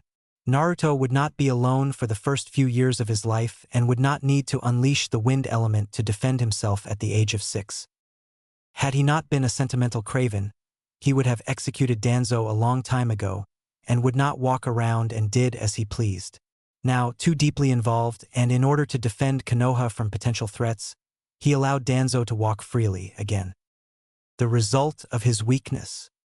455 dead Uchihas, including 47 children from which 6 were just out of the cradle. Uchiha Sasuke being the last Uchiha alive. Last, loyal Uchiha. Hiruzen corrected himself mentally. Naruto Namikaze, the last loyal Senju, becoming even more introverted and slightly misanthropic towards certain villagers. Kosuke reported that the boy was pretty normal outside of the wider circles of society, contrary to his appearances in public. But it wasn't a healthy behavior. He didn't want the boy to become a certain type of eccentric person. While he still had 2 friends in Nara and Akimichi's boys, he was distanced from the rest of the class. Much like Sasuke was. But while for Sasuke, his classmates reserved pity, for Naruto they felt fear. This was all too much for him to bear. If only Tsunade would decide to return to the village and become the Hokage. She was young in her own way, but she had a reputation of being a hothead who didn't take a no for an answer. If she ordered the villagers not to shun Naruto, they would probably kiss the ground he walked over. Maybe he was exaggerating, but she was the perfect candidate as Jiraiya didn't want the job. Sometimes he felt that the 2 world wars, during which he led the village, were far easier than the political climate ever since Minato died. Rebuilding the village from the damage of the Kyuubi's attack.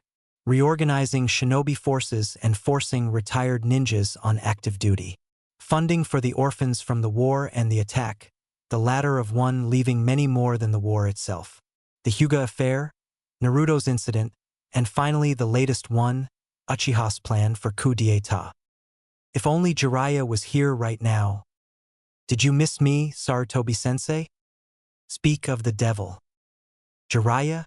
Hiruzen happily exclaimed, his eyes lighting up in a joy he rarely felt in the past few years.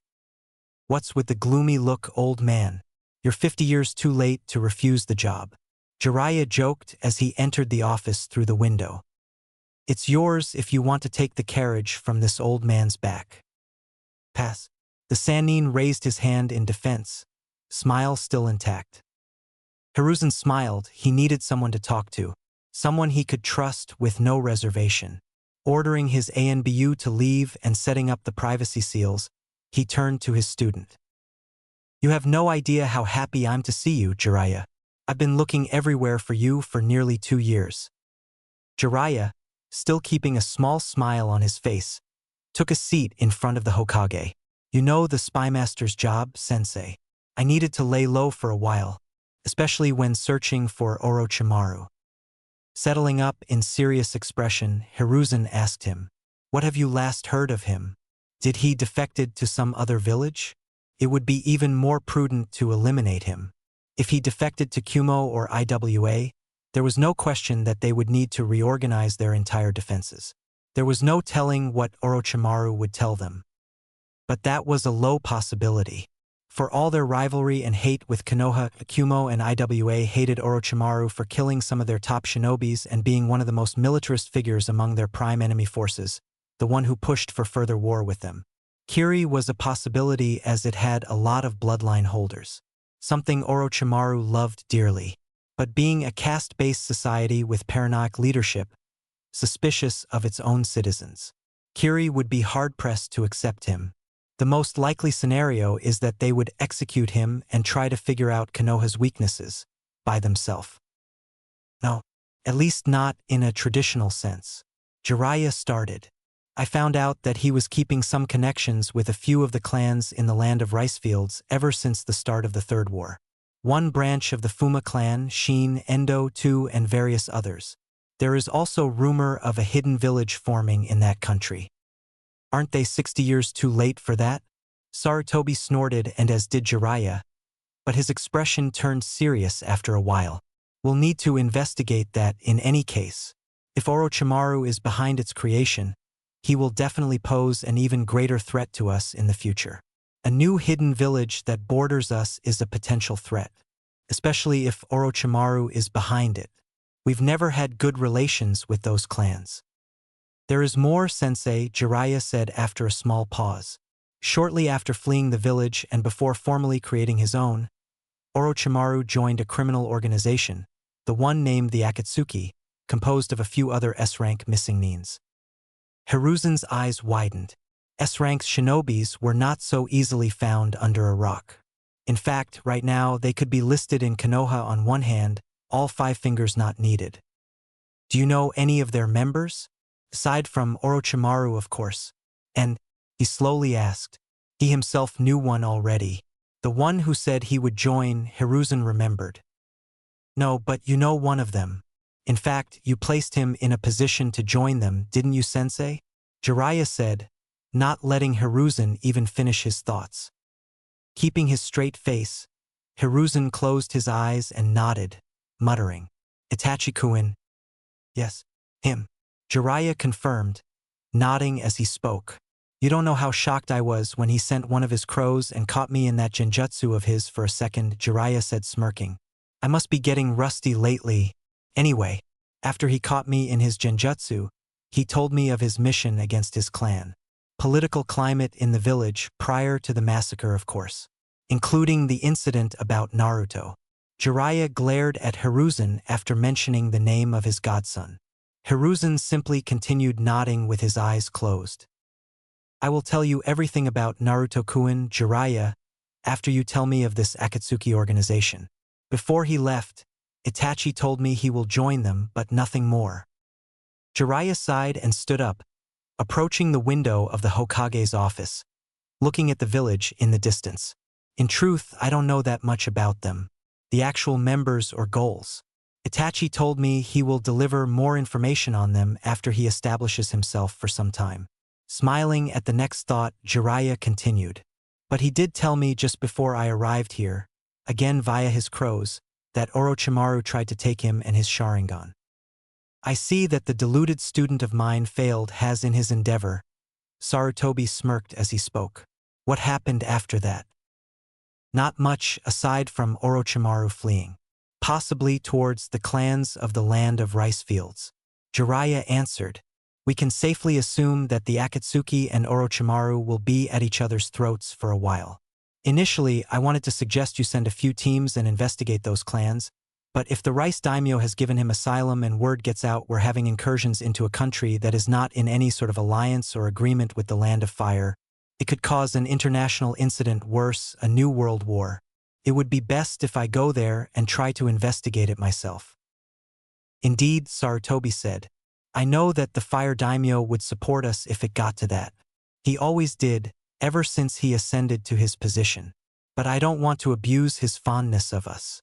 If we did send a few platoons, the Rice Daimyo could call upon other neighboring countries and make it like we're invading them for more land, where we would be drawn to war with other smaller villages. I have no fear that we would beat them, but it could potentially weaken us and give more leverage to either Kumo or IWA to take the chance and act against us. I don't want another episode of the Hyuga affair. One was more than enough. The last words were spoken by Sarutobi with gritted teeth. After lighting his pipe, inhaling and exhaling some smoke, Sarutobi spoke. Officially, we will do nothing but watch for now, that is. With all that has happened in the last few years, there is nothing more we can do.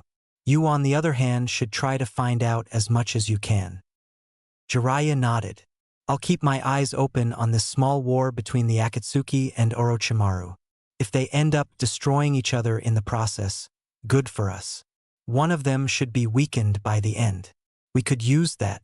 Sarutobi grunted in affirmation.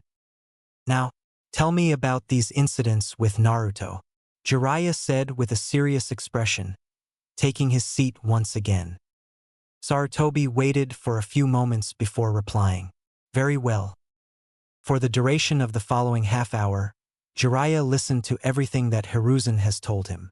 From the first time Naruto had unintentionally used the wind element, to his time at the academy. Listening to Sarutobi speak, Jiraiya had to occasionally frown and sometimes smile after hearing that Minato's boy was a top student. Not just in class, but the entire academy. It seems that the talent passed from father to son, each generation of the Senju clan. Jiraiya had no doubts that Kosuke thought him well. It looked as if the eternal genin has finally decided to leave his shell of self-loathing. It especially pleased him when he heard that Naruto was friends with the heirs of Nara and Akimichi clans, even after the truth about the incident was revealed to the public. Shikaku and Choza had good sons to lead their families one day.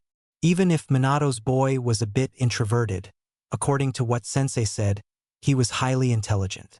He hoped that Naruto could see the reason for his prolonged absence. He should be at the academy now, right? Jiraiya asked after hearing the full story. Yes, they're having a taijutsu class right now, if I'm not mistaken.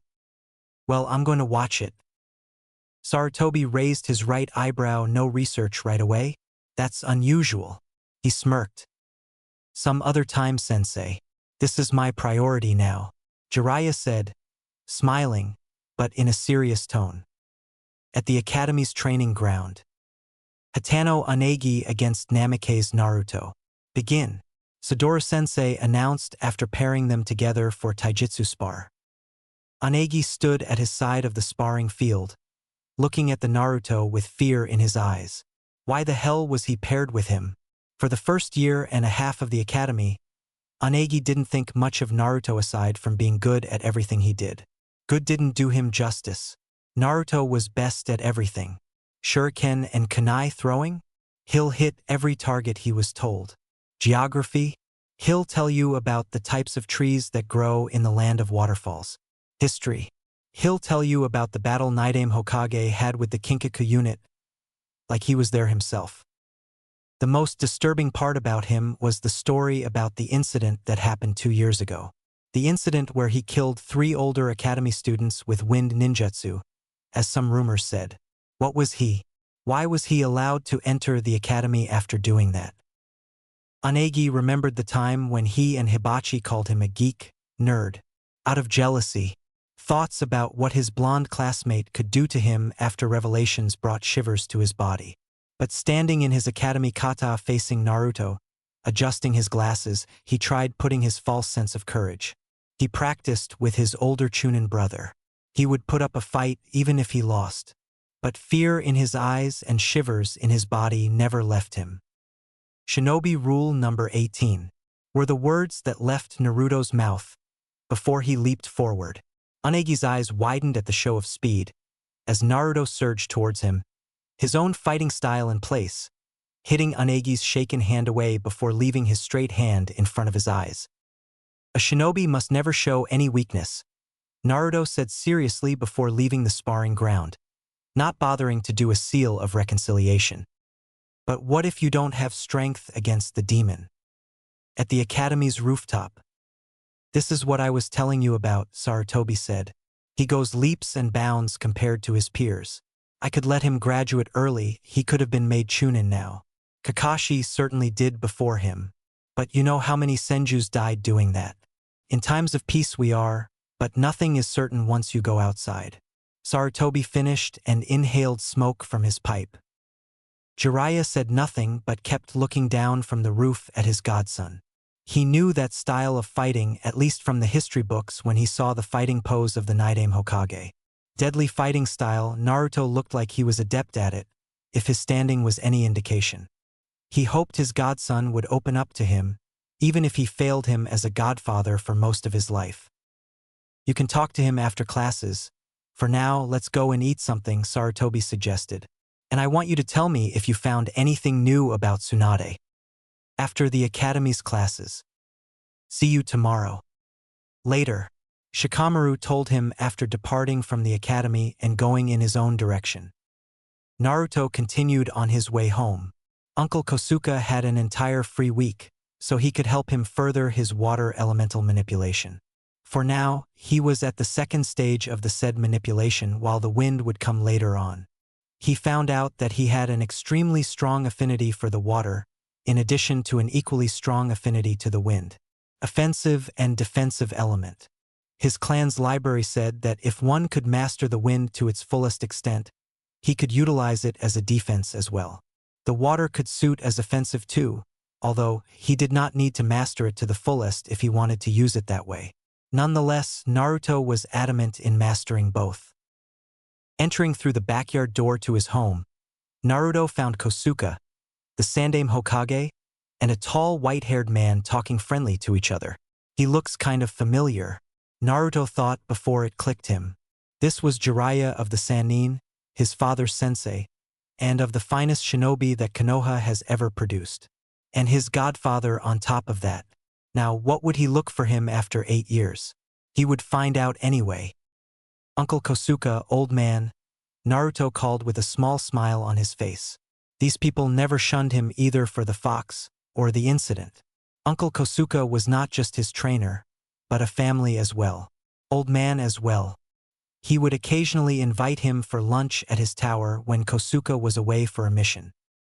Jiraiya-sama, Naruto said formally, trying to keep his tone as flat as possible. No need to be formal around me, kid. I'm not the one for it either, Jiraiya said smiling. Since you already know about Jiraiya here, he wanted to speak to you about some things, Sandaime said a bit awkwardly. Granted, he already told Naruto who his godfather was when he told him about the fox. But some things happened over a period of 2 years. Anyhow, I have something to speak with Kosuke here, so I'll leave you two to talk, Sarutobi said, and, along with Kosuke, left two of them alone. Silence stretched between them, and it obviously became unbearable for Jiraiya. So, I guess since you already know who I am, there is no need for an introduction. He said sheepishly. Let's go inside, Naruto said, leading Jiraiya to the part of the house that was not covered in seals. As they walked in silence, Jiraiya looked around the house, memories of walking through it with Minato, sometimes when he was at the village, sleeping here. Minato always invited him in. The man was like a son to him. Hopefully, Naruto would let him into his life as well. After a short walk, they arrived in the living room. Naruto motioned for Jiraiya to sit at the nearby furniture, while he himself sat on another. Silence stretched once again, and Jiraiya decided to break it once it became awkward. So, look, Naruto, I know you're angry with me for not being the... He didn't continue further as Naruto held his little arm up. I'm not angry with you. You're not? No. Well, I was at the beginning, and later when the village found out about the incident, I resented you for a time because if you took me with you, none of it would have happened to me. But the old man had always told me about your missions and how dangerous it would be for me outside the village.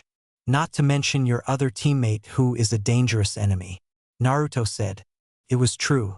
Old man has told him about Jiraiya's job, as well as the fact that his godfather did take care of him for the first few months of his life, just before Orochimaru went rouge. No, I could have done more. I could have found Tsunade so at least she could take care of you. But then Orochimaru betrayed us and I had to hunt him down. Naruto cut him off. No need to worry. I'm not the one to wallow in self-pity anyway, so I won't turn you away. I would be a hypocrite if I did anyway. Huh? Jiraiya was puzzled. As I said, I was initially bitter at you for abandoning me, but as the time gone by and I spent time reading some of my father's writings, I changed that opinion. He always spoke highly of you and said you were one of the most responsible Konohanins at his time, doing the best of your abilities for the good of the village. Jiraiya stood up and walked over to Naruto, sitting beside him and placing his hand on his shoulder. You don't need to feel so let down, my boy, and you don't need to be so lenient towards me either. I failed as a godfather and I'm sure Minato will not forgive me either, regardless of the duty I had. Not to mention Kushina, Jiraiya said with a sad smile. Well, I always wanted to have a large family myself. I have a wise and experienced uncle, Old Man Hokage, as a grandfather, and what is another grandfather as well. Even if he's a pervert. Naruto smirked in the end. Wait just a second. How the hell do you know I'm a pervert? I didn't even do my introduction. Jiraiya asked, completely cut off guard.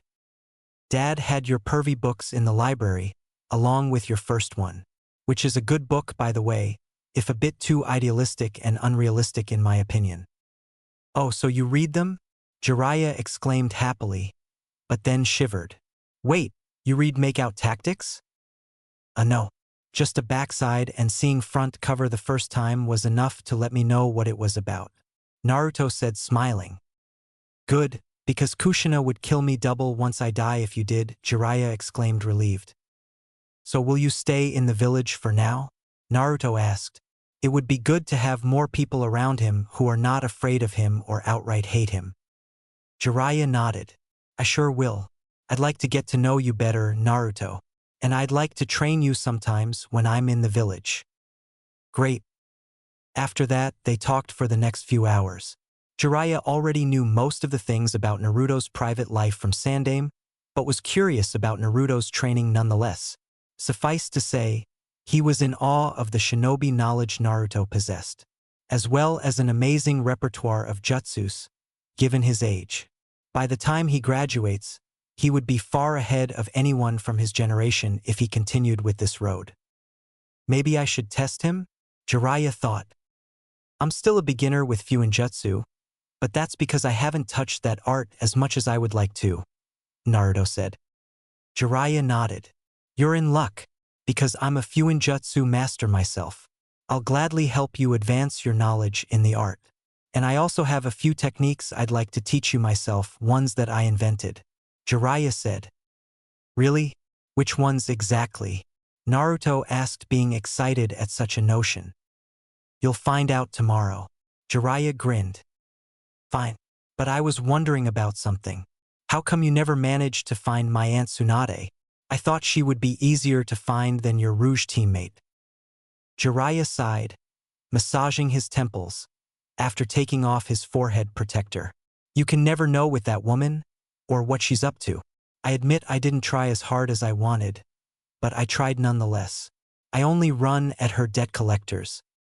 It seems she's adamant about not being found by anyone from Konoha, but at least I can breathe easy knowing she's alive. Jiraiya finished. You mean she's angry at Konoha for losing her brother and lover? Naruto proposed. Not only on Konoha, but she was angry at your father as well. Jiraiya said. My father? But he never wrote anything bad about her. Ha! Jiraiya exclaimed. Of course Minato would not write anything bad about anyone, especially her. She was his family. What I meant was, she was angry at your father for not letting her use some of the clan's money for gambling. He snorted. Man, I remember her leaving the village for the last time, cursing Minato and her own foolishness. Her foolishness? Naruto asked, confused. Yeah. Originally, she was the head of the clan but passed that title to Minato after she retired from the shinobi life. But I'm sure she would return and raise you if she knew that you exist, though. For all her faults, she is a good person. Jiraiya told him with a nostalgic smile. I hope so. Now that I think about it, Minato's death must be the reason she doesn't want to return to the village or have anything with anyone from Konoha. Last time I saw her was before the Kyuubi's attack. She must have been thinking that Konoha is being cursed towards her and her family, Jiraiya muttered in the end. 2 years later, Naruto, age 10. Sitting under one of Konoha's waterfalls, Naruto, with another 9 shadow clones, was focusing on splitting the waterfall with his wind chakra.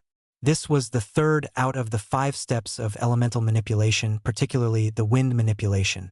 The first one was splitting the leaf on the number of times he wanted. The second one splitting the rock the same way. The third one was splitting the waterfall.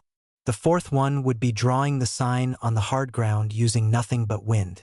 The fifth part was simply using all that he knew to shape the wind around him with his chakra, with the help of the respective hand seals, although it wasn't easy as it seemed. The wind was infamous as the hardest element to master for a reason. Chakra control had to be perfect in order for the wind techniques to be as deadly as they were in theory, wasting as little chakra as it was possible as well. The third and fourth steps were optional, as Shinobi could utilize this element with his battle fan. The element itself was tied tightly to the user's own affinity and control of the air on the field around him. But Naruto had a very strong one anyway, so once he mastered the element he would be as unpredictable for such an element as it was possible. Contrary to the wind, the water elemental manipulation was of course different. Naruto had to dampen the leaf for the first step, pull the water out of the lake for the second, stop the flow of the waterfall for the third. He finished the fourth step already, which was pulling the water from the trees and plants during meditation in one of the more denser forests of Konoha. Fifth step, he would finish after the fourth step of wind manipulation. This one would possibly be the hardest one, for he needed to turn the aqueous vapor into the liquid state on instinct. Not many ninjas bothered with this step as it required very good chakra control, better than average reserves, and pure dedication. He could use both the wind and water techniques after the second step. Third, fourth, and fifth would only make it easier and make him a master of those elements as well. Most of the ninjas didn't bother mastering their element further after the second step and occasionally third, jumping straight towards the fifth one. Even in Sunagakure, they preferred a battle fan to help them with wind in combat. While in Kiri, shinobis having primary affinity for water, for most of the time only went up until the fourth step, with Kages doing the fifth. Yet even with the fifth step, no one has ever got to his great-grandfather's level. Yet, unlike 2 of Naruto's affinities, the earth element, which could easily help its user in 90% of situations simply due to the fact that it didn't require the user to master various steps which could take years. Larger chakra reserves and better control was needed if one wanted to call himself a master of that element. Iwagakure loved that fact. Henceforth they preferred quantity over quality of their forces, unlike Konoha, although they did like experimenting with advanced nature transformations. Lighting and fire were different from the other elements. While wind and water required its user to have control of the nature around him in addition to having mastery of his chakra and element within his body, fire and lighting more depended only on its user and his own body and chakra. That would be enough elemental training for today, Naruto-kun. Let us turn to kenjutsu practice for a while. Kosuke called him out from his elemental training. While not adept at various kenjutsu styles the Senju clan practiced, Kosuke was quick to correct Naruto's posture whenever he made some visible mistake. He was a master at Konoha-ryu and its substyles, Konoha's most famous kenjutsu school. For the next half hour, they engaged in the spar, with Kosuke being better than Naruto, but it was expected anyway. Very good, Naruto-kun. Dare I say you will surpass me in the near future. Kosuke complimented with one of his traditional smiles. Naruto grinned. Can we go for taijutsu next? This was part where Naruto would soon enough surpass Kosuke, mostly due to his speed and youth. Still, Kosuke was no pushover at his old age. That would go on for the next few hours before the evening, with Naruto and Kosuke sparring in various shinobi arts, like every other day. As he had tomorrow day free from the academy, Naruto would spend time in his clan's secret library reading whatever came to his hand. Bidding goodbye to Kosuke, Naruto went on his way towards his home. For the past 4 years, ever since he found the room, Naruto was influenced by the writings of his ancestors, but most of all, his great-grandfather Senju Tobirama. Despite his pragmatic nature, which he claimed to have possessed, and as history books have described him, Tobirama was very antagonistic and biased in his view towards the certain villages, particularly Kumo and Iwa. It was funny to Naruto because those two fought against Konoha in every war, with the former one influencing Nidaime more than anything, with particular theft that would later help the formation of Kimogakure, and 2 brothers who were responsible for it. As he sat in the library, he took a book titled History of the Sage's Blood and Divergence from its main lines, written by none other than Senju Tobirama. Naruto read the first 7 chapters already. They described the history and formation of both the Senju and the Uchiha clans, their diplomatic relations with their various customers, to their influence on the development of the shinobi world and other clans, but from Tobirama's point of view. The book was written from the time of the ending of the Warring States period to the time when he became the second Hokage. The 2 clans apparently descended from the 2 brothers who were sons of the legendary sage of 6 paths. His name was nowhere mentioned, but the name of one of his sons was Azura. 2. Tobirama reasoned that the name of the sage was lost due to the destruction of certain documents and papers, similarly to the name of the Uchiha clan's progenitor. To fill the gap between the information that was not available, Tobirama would present some of his own theories regarding their origins. But aside from the Senju and the Uchihas, there were offshoots of both clans, with one of them claiming to possess the blood of both, the Hagoromo clan. Naruto started reading the chapter that described that clan.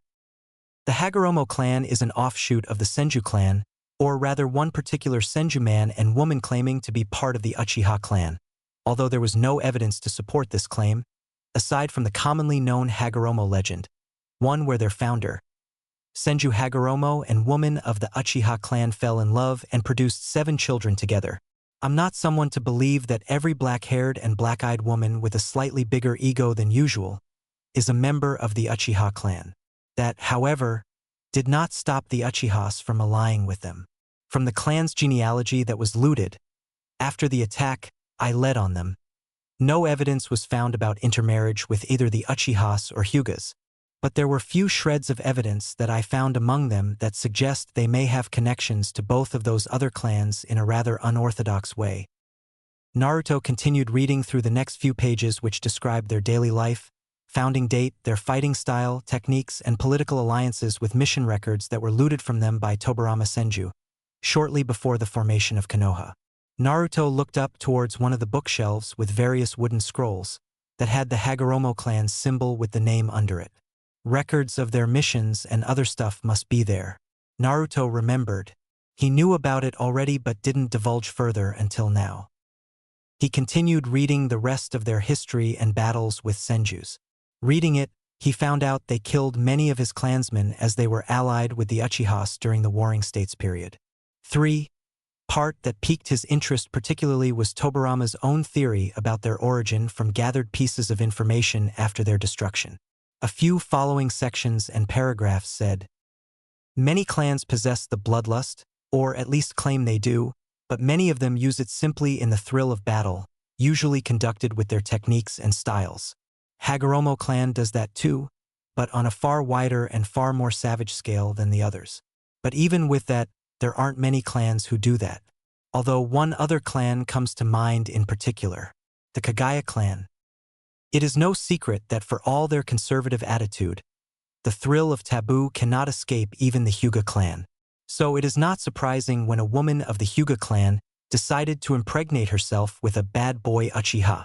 Naturally, the Hyugas didn't like that, for it brought a great shame upon the clan, causing them to expel the woman and her bastard son. The Hyuga woman, named Kagaya, went on with her son, Kimuro, initially to the Uchiha clan, but was refused an entry. In order not to get off from the subject at question here, but after it was formed, initially in the land of hot water, the Kagaya clan gained an infamous reputation as being a clan of bloodthirsty savages, but with a powerful gift, Shikatsumiyaku, the dead bone pulse. No doubt that the imbalance from mixing the Uchiha and the Hyuga blood caused this, but resentment of their banishment as well. The Kagaya clan, however, in my time held their bloodlust and lust for battle more as a conservative tradition and their trademark, with an occasional clan leader trying to increase their savagery. As only 14 of them in all of their existence possessed Shikatsumiyaku. Their taijutsu prowess is undeniable, however, in other chapters dedicated to them, I will give more space to this clan. If Senju Hagoromo fell in love with this woman, it could be that she was of the Kagaya clan, or at least offspring from some of the Kagaya's rape campaigns. In addition to having the blood of mad Kagayas who themselves have blood of the Uchihas and Hyugas, the next generations of Hagoromos inherited the madness of Kagayas and large chakra reserves of Senju. From one side, they could become one of the most powerful clans to ever live, but luckily for us, they were only mad savages like initial Kagayas, if a bit more intelligent than them. The main evidence to support this claim lays from the fact that the first matriarch of the clan had 2 marks on her forehead, as their revered illustration I found suggests. In no other clan can this be found, but that of the Kagaya. Imbalance by mixing the Uchiha and Hyuga blood created the Kagayas. Now, a new imbalance by mixing this fusion with Senjus created further imbalance, resulting in the Hagoromo clan. Case closed. Try picking mushrooms around your own fields. Naruto drank everything his ancestor wrote for a second. It made sense in a certain sort of way, as the first bloodlines were unbalanced initially, thus resulting in bloodline clans having to only marry among themselves to balance it out and keep it to themselves. It wouldn't be that different for the same thing to happen with more powerful and more mythological clans. Still, unlike those other clans, it seems that Senjus don't generally need to marry in clan only, but do need to be careful with whom they marry. Every man must have his own forbidden fruit to avoid, it seems. Try picking mushrooms around your own fields. Naruto had to laugh at his ancestors' advice. It wouldn't be possible now to do that, would it? But his clan didn't need to resort to incest to keep their blood pure in the first place. Hashirama's and Tobirama's mother was not from the Senju clan.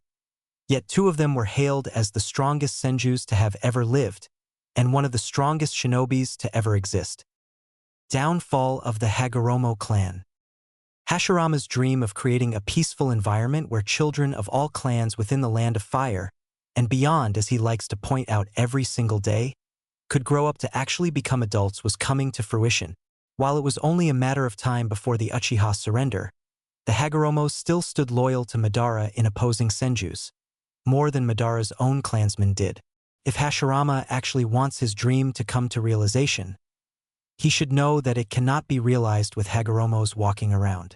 Even surrendered Uchihas know that. As he is my brother, I know Hashirama better than anyone, no matter how many times he claims it is Madara who knows him best. Because I know him, I knew he would try to bring Hagoromo's to the fold eventually. But will the village and society work after that? The answer is no. The Senjus are not the only ones who are at war with Hagoromo's. While they are allied with the Uchihas, it is only for the purpose of defeating us, Senjus.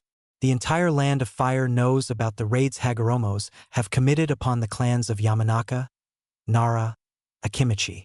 Does Hashirama think those clans will be willing to join the village if it means living next to them? I had a problem with coming to the reality I'll live next to the Uchihas. And we fought them since the dawn of days. The Hagoromo clan had to fall before the actual talks about creating the village came to the wider masses. The attack on Hagoromo's was the first joint mission of the future village. Hashirama can think of this as a prototype. Allying with the Yamanakas, Naras and Akimichis brought downfall on the Hagoromo clan. During the battle, I sensed all of the ones we knew of within the compound. With my sensory skills, I tried to pinpoint if any of them were outside of the compound during the attack. And there were approximately 28 of them. None was spared in the following campaigns. The next few pages describe the battle with the clan itself. Tobirama Senju led it, with clan heads of Yamanakas, Naras, and Akimichis acting as support, supplanting the assault with their own clansmen, planning the attack and the subsequent execution. Everything went flawless, which made his great-grandfather even more famous through the elemental nations.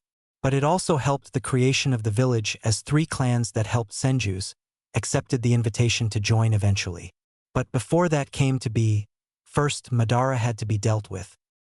For that reason, I can safely assume that the clan was completely eradicated during the attack and following campaigns with no survivors. I took their scrolls, records, and letters for further investigation. The most disturbing documents this clan had possessed was the idea and wish to have the ability to revive the dead, while no actual technique to do so has been found in their compound. Theories and ideas to actually create it are there, and very close to accomplishing it. But I have to give credit where it's due. Had they actually created it, they would possibly be unstoppable. Still, it doesn't mean that I won't try to finish it. If Madara does decide to go rogue on the village eventually, it seems Izuna will have to beat it out of him. 4. Hunternines will be needed once the village is formed. Hunting the remaining Hagoromos made sure of that.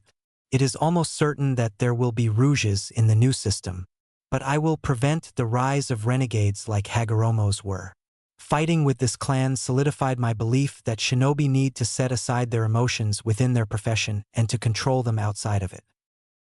Naruto closed the book and looked at the dark ceiling of the secret library. He knew that the times of warring states were brutal, but he never thought his family was capable of exterminating another clan like they did to Hagoromos. He didn't feel any shame. Instead, it was satisfaction and pride. Standing up, taking the lamp with him, he walked over to the jutsu sections of the room. By his estimates and with the help of shadow clones, he would master all 5 steps of elemental manipulation for both his primary elements by the time he graduated from the academy, in 2 years. After that, he would focus more on Fuinjutsu and Spacetime Ninjutsu. He would continue improving his Bukijutsu skills. He could be considered far better than average in those skills than your everyday ninja, but he should never stop training, same with Taijutsu, although he would need to constantly train all 3 things: mind, body, technique.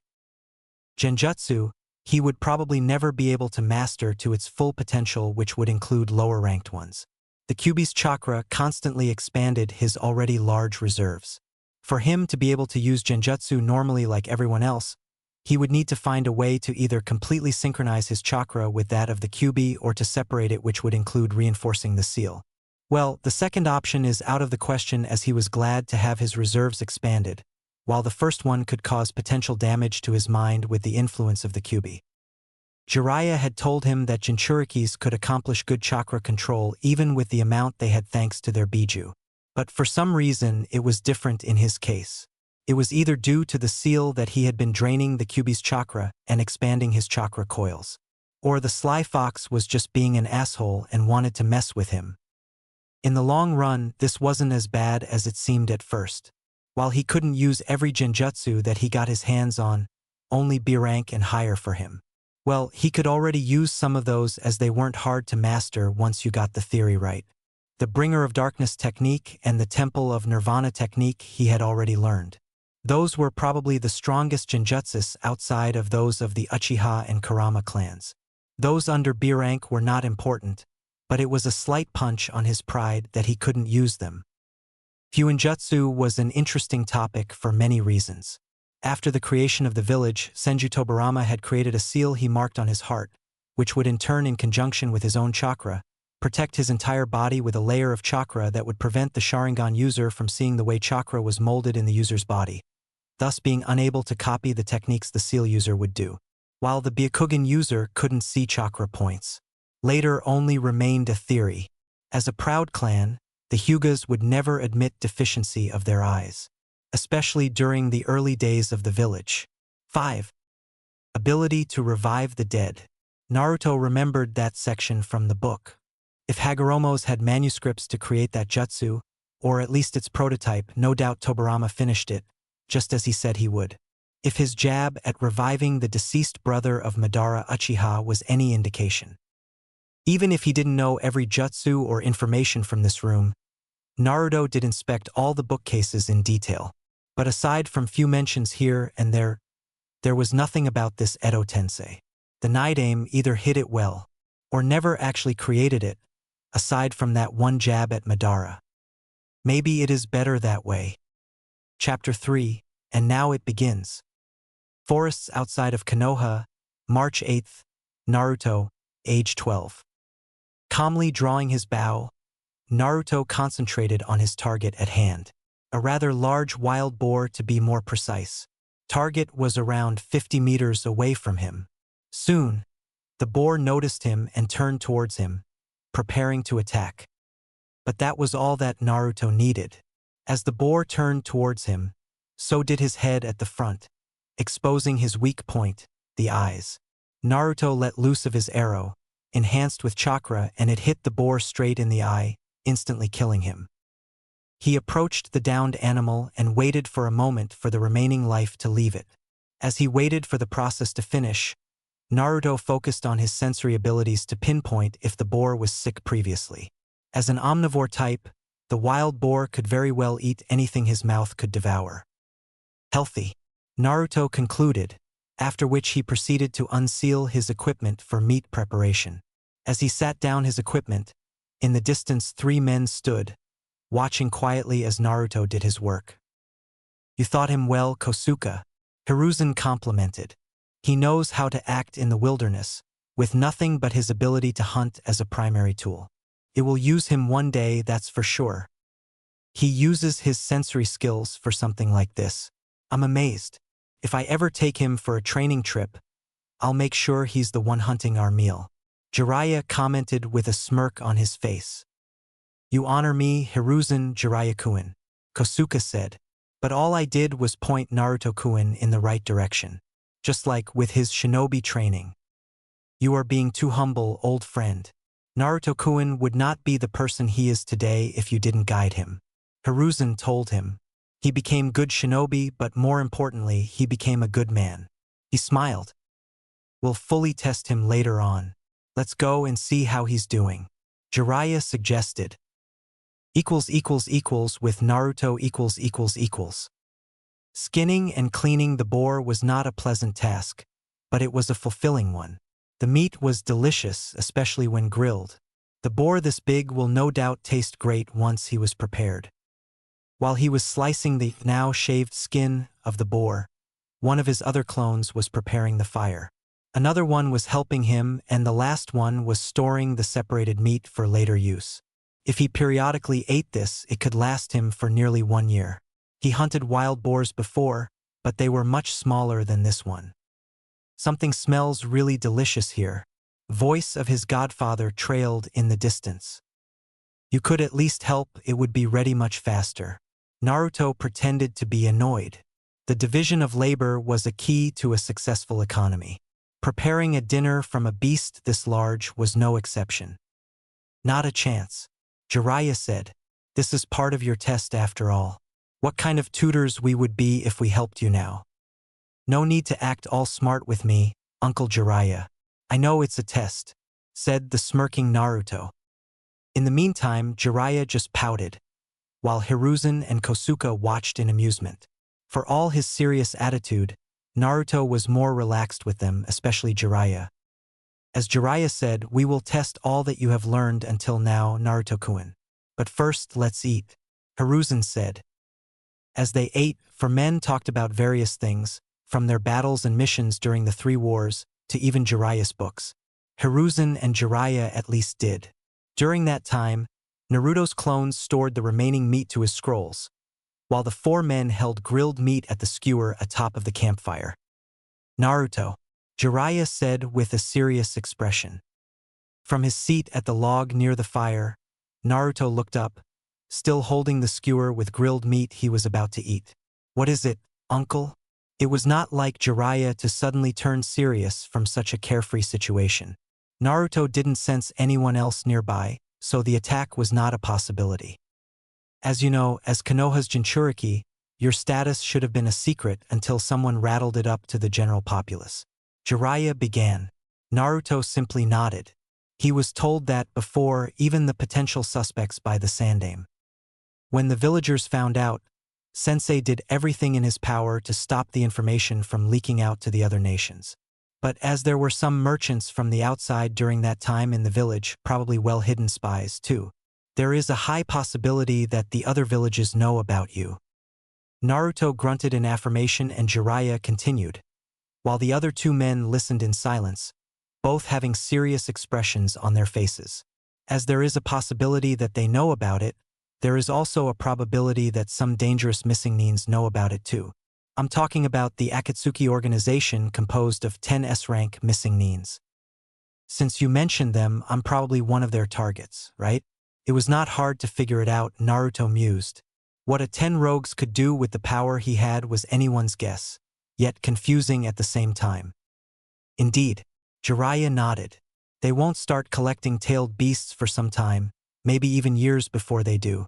I don't know what they plan to do with them or how do they plan to keep them in their control. But if you ever meet someone wearing a black cloak with red clouds on it, during your missions, run. It was not advice. It was an order. Naruto was silent for a moment, before nodding. It was strange seeing his godfather this serious, but if he was worried, then he should be too. Do you know any of their members?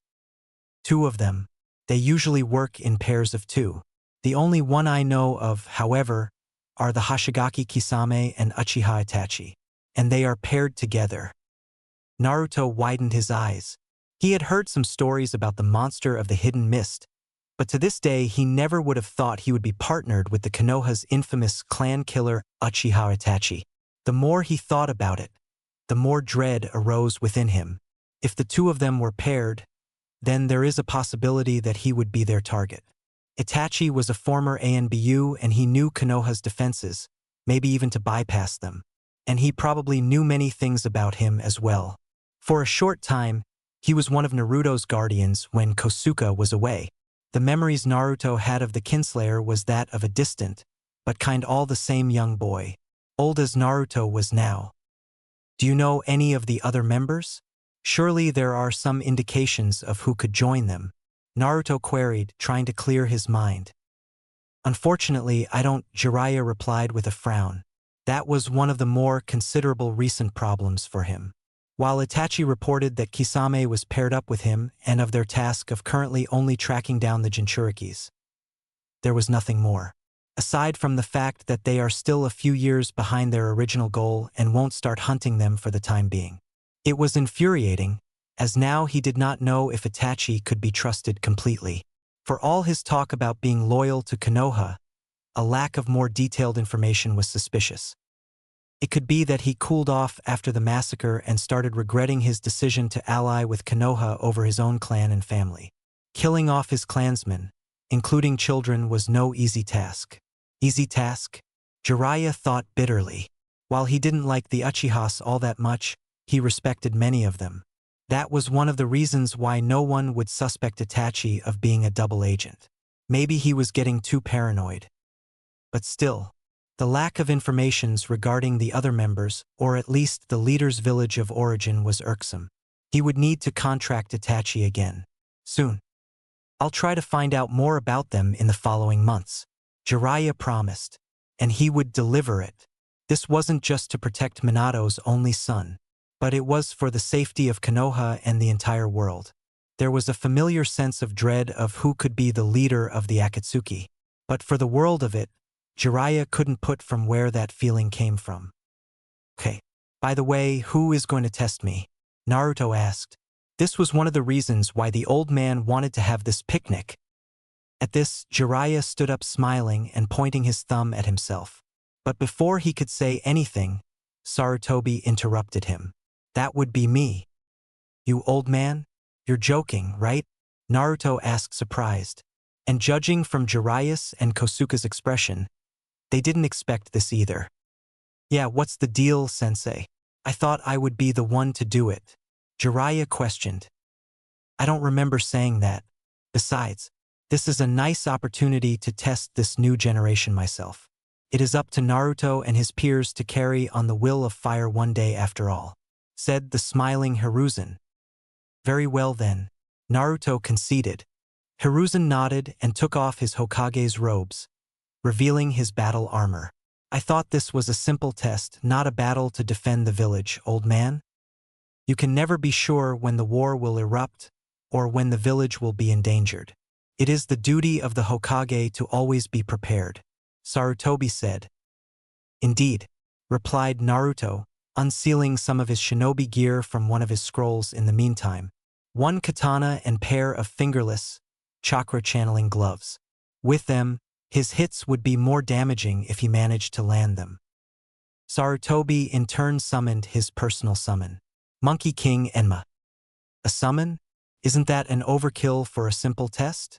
Naruto asked. You don't want me to summon Gamabunta, do you? Ha, Hiruzen exclaimed. Feel free to do so, although I don't know if the Chief of Toads would appreciate it. You got me there. In the distance, Jiraiya and Kosuke stood looking at the clearing where Naruto and Sarutobi stood opposite of each other. He could summon some other toad, if not Gamabunta. He doesn't want to hold back at all, it seems. And from the looks of it, the old man doesn't want to either. Kosuke nodded. It looks like they will start with the simple weapons spar. It has been a long time since Hiruzen summoned Enma. Is it not? Indeed. Last time it was when Orochimaru fled the village. Jiraiya said, his mood turning sour at the memory of his Rouge teammate, but he quickly pushed thought aside. This was not the moment to sulk and brood. Not everyone gets an opportunity to be tested by the current god of shinobi. How do you think Naruto will fare with sensei in weapons combat? Kosuke? Hard to tell, if I'm being honest with you, Jiraiya-kun. Kosuke began seriously.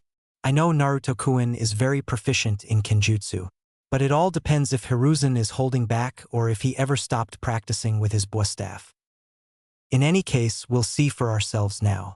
I can't remember when was the last time I saw sensei in combat. This will be great to watch. I just hope he goes easy on the kid in ninjutsu. Ho ho, Kosuke laughed. You underestimate Naruto-kun there. You don't have much faith in our students? Do you, Jiraiya-kun? Oh, I have enough faith in him, all right. Jiraiya smirked. Still, I shudder when I remember how sensei used to test my team when I was younger. We'll find out soon if Hiruzen has lost his touch or not. In the meantime, at the clearing separated from each other by 20 meters, Naruto and Sarutobi stared at each other. Hiruzen already had Enma transformed into his adamantine staff form, while Naruto stood in his place, katana in his right hand, resting its steel on his left, positioned just above his face. Since this is but a simple test, we are going by different fields, right? Not a full-out fight, in which I would probably be crumpled over. Old man didn't get his position for nepotism or anything else. He deserved his position and has proven to be a great leader and a shinobi. His reputation was probably one of the reasons why Konoha survived for so long after the Ninetales attack and in turn not being attacked by the other villages.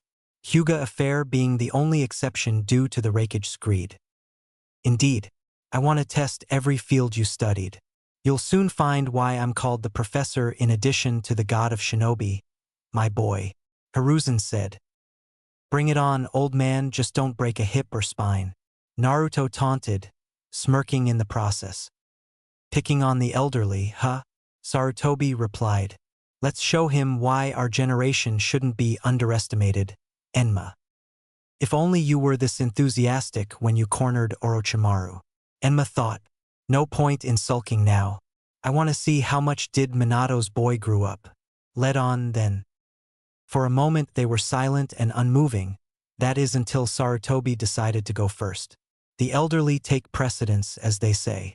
He attacked Naruto with his adamantine staff, causing the Senju to take a completely defensive position. He really doesn't hold back. Slamming his staff towards Naruto's head, for a moment Sarutobi was afraid that he went too far. That is, until Naruto's sword appeared above his head, blocking the staff. Naruto held the hilt of his sword in his right hand, while his left one was pushing the edge of the steel by the end, upwards, giving him the balance needed to block the attack. Seeing this, Sarutobi slid his staff down, crouched, and went to attack Naruto's legs. Fortunately for Naruto, he saw this and jumped, evading the attack. You are good at blocking the attacks, Naruto-kun. But let me see some of your own skills. It has been a long time since I saw Tobirama-sensei's Kenjutsu style, and I know you are proficient in it. Naruto grunted and went for an assault. Just like he was adept at defense with a sword, so was the old man with his staff. Attack went for a minute or so until Sandaime smiled and went for his own attack. He is good. Dare I say, in a few years he will be without a competition. All he needs is experience and height. Hiruzen thought, amused. In the end, Sarutobi managed to kick the sword out of Naruto's hand, positioning his buwa staff under his chin. Naruto smiled. I see now why they call you the professor. And I can see why Kosuke and Jiraiya say you are a prodigy with no match in your generation. Sarutobi complimented. Let us go with ninjutsu, genjutsu, and taijutsu at the same time for the next test. I want to see you go all out on me. With pleasure, grinned Naruto. And so they began. First with taijutsu, where even with his amazing speed, Sarutobi was able to counter Naruto's hits. But at the same time, he found it hard to land stronger strikes on him. Maybe we should include resistance seals into the Academy's curriculum from now on. Don't you think? Naruto asked. Indeed we should. That is if children don't quit the Academy after the first week with such training. First with ninjutsu, Naruto thought as he went through the few hand seals and exclaimed. Wind style. Drilling air bullet. Inhaling the air into his stomach, then pounding it and sending the cannon-like air towards Hiruzen, who evaded it. It was followed by the 3 additional attacks which Hiruzen managed to evade as well. Attacks themselves ended up hitting the small rock hill behind the Sandaime, causing the small crack holes to appear in it. Hiruzen didn't waste his time waiting for Naruto to attack again. So he went through his own hand seals, exhaling, fire style, fire dragon flame bullet. His dragon made of fire flew quickly towards Naruto, and for a moment, Sarutobi was again afraid that he went too far. That is, until he saw the defensive barrier of water surrounding Naruto. Just like Tobirama-sensei, Hiruzen thought nostalgically. Naruto made one shadow clone after the fire attack, while Hiruzen went for another taijutsu attack until darkness started surrounding him. Sensei's infinite darkness genjutsu. 1. Genjutsu. Bringer of darkness technique. Naruto's clone muttered as he made a tiger seal. Naruto himself went for an attack himself while the clone stood at his place. It was much easier to hit the old man now as he couldn't see anything. The infinite darkness was hard even for the Uchihas to escape from. But there was a slight downside of the jutsu. Enemy, if trained well enough, could sense the attacks coming at him, as the Sandaime did just now. He managed to land few minor hits enhanced with his chakra on Naruto, but the darkness still remained. So he left a clone in charge of maintaining the darkness, while he himself went for the attack. Hiruzen concluded, "Smart move." He then charged and attacked the clone, dispelling him and the darkness around him. "Guess you figured it out, how to break off from the illusion," Naruto asked. "You have vast knowledge, my boy, but the knowledge itself is only a puddle without the experience to back it up. You will learn that in time." After that, they went to the spar for another 15 minutes. Before long, the Sandaime placed his kunai under Naruto's neck, smiling and saying, "I win." Naruto could help but grin. The spar was amazing and he conceded defeat. They sat near the fire once more after the fight. Hiruzen wanted to give his own reassessment of Naruto's skills. "I must say that I'm not only impressed but also proud of you as well, Naruto-kun," Sarutobi said. Naruto couldn't help but feel proud too. He was many times complimented, even grudgingly by some of his peers or some academy's teachers. But this was different. He supposed this was a feeling when a grandfather was proud of his grandson. It was just like when Kosuke complimented him for mastering his affinities, or when Jiraiya praised him for his advancement in Fuinjutsu. "I will never get tired of it." "Thank you, Hokage-sama." Suddenly getting formal? "No need to do that, my boy. This won't go to your record or anything," Sarutobi said. "So what is your final grade, old man?" This time it was Jiraiya who approached them with Kosuke beside him, who asked the question, impatient to know what his sensei would say about his godson's skills.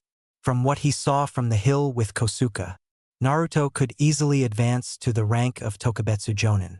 Granted, he didn't have the experience necessary, but still, if Itachi was in the ANBU at this time and Kakashi himself a Jonin in his own right, there weren't many obstacles for Naruto to advance easily and become one. "I know what you all are thinking," Sarutobi began. "You really are skilled, Naruto-kun, but you will need experience if you want to advance quickly through the ranks. Your skills in Kenjutsu are easily near the Jonin level, and your mastery of the wind and water element is something I haven't seen in a long time. You've been spending much time in your library, and you don't hold back any punches, Gramps. Your skill in Bojutsu would have left me with months-long bruises had I didn't have the Nine Tails to heal me," Naruto added, rubbing his arms and tights in the process. While the damage itself was not very dangerous and with the fox healing him would heal him completely in a day, there was no doubt about the old man's skills as the muscles were still sore. "Well, thank you, Naruto-kun," Hiruzen replied. "And just like Minato and Tobirama-sensei, I can see you are going to be a devil at speed. And with the Bringer of Darkness technique, I won't have to worry about your lack of skills in that regard. By the way, how many genjutsus do you know?" 7 in total, Naruto said. "The Bringer of Darkness is the strongest genjutsu I know. I have one more A rank and the other 5 are B rank. Lower than that is borderline impossible for me to use, just like the clone jutsu. Genjutsus in general wasted little of chakra. That's why they were one of the favorite tools for the Uchiha and Kurama clan. And the favorite tool for women." Sarutobi nodded with a serious expression on his face. With the amount of chakra Naruto had, it would be hard for him to use the low-rank techniques as they required too little chakra. And while he could see that Naruto had very good chakra control, it was still impossible. How would Naruto develop had that incident at the playground never happened? Sarutobi shuddered at the thought. It could have been his biggest shame if he left Naruto to grow by himself, without an adult figure in his life. Thought that he initially considered doing that brought a great sense of shame to him. Even with all the hardships he endured, Naruto never went towards the path of darkness, becoming a good shinobi and an even better man in the process. That was something he wanted Kosuke to do when he assigned Naruto to his care, and was glad his old friend accomplished his task without downsides. "I must also thank you, Kosuke. You really did a great job in being Naruto-kun's caretaker." The eternal genin who was silent thought the conversation smiled and gave something of his famous humbleness. "Thank you for your praise, Sandaime-sama. But I did nothing aside from giving few pointers here and there. All his skills are directly coming from his own hard work and family's legacy. The three other men cited. Kosuke was infamous for his humble attitude. As ages go by, you still remain the same, my old friend, Sarutobi said with a smile. Sometimes I wish more people would have been that way. Memory of his prodigious student appeared before him, but just as fast it disappeared. You shouldn't beat yourself over that, Sensei, Jiraiya added. I certainly don't. Anyhow, let us not jump from the subject. Right? As I said, your mastery of your affinities is nothing but amazing, and your use of them during the battle is at its place. With all your skills at where they are, I would say you will quickly advance throughout the ranks. It should be within the year. After all, in agreement with our allies of Sunagakure and few other minor villages, Chunin exams will be held in Konoha in about 6 months after you graduate. So we won't have to risk exposing your identity in a potentially hostile environment. Now, regarding your teammates, Sarutobi trailed off, lighting his pipe in the process. I'm placing you under Kakashi. He told me long ago he wanted to be your Jonin sensei once you graduate, but as you're going to be the rookie of the year, I was going to place you under his jurisdiction in any case. Naruto nodded. He already knew Kakashi. He was a student of his father back in the day.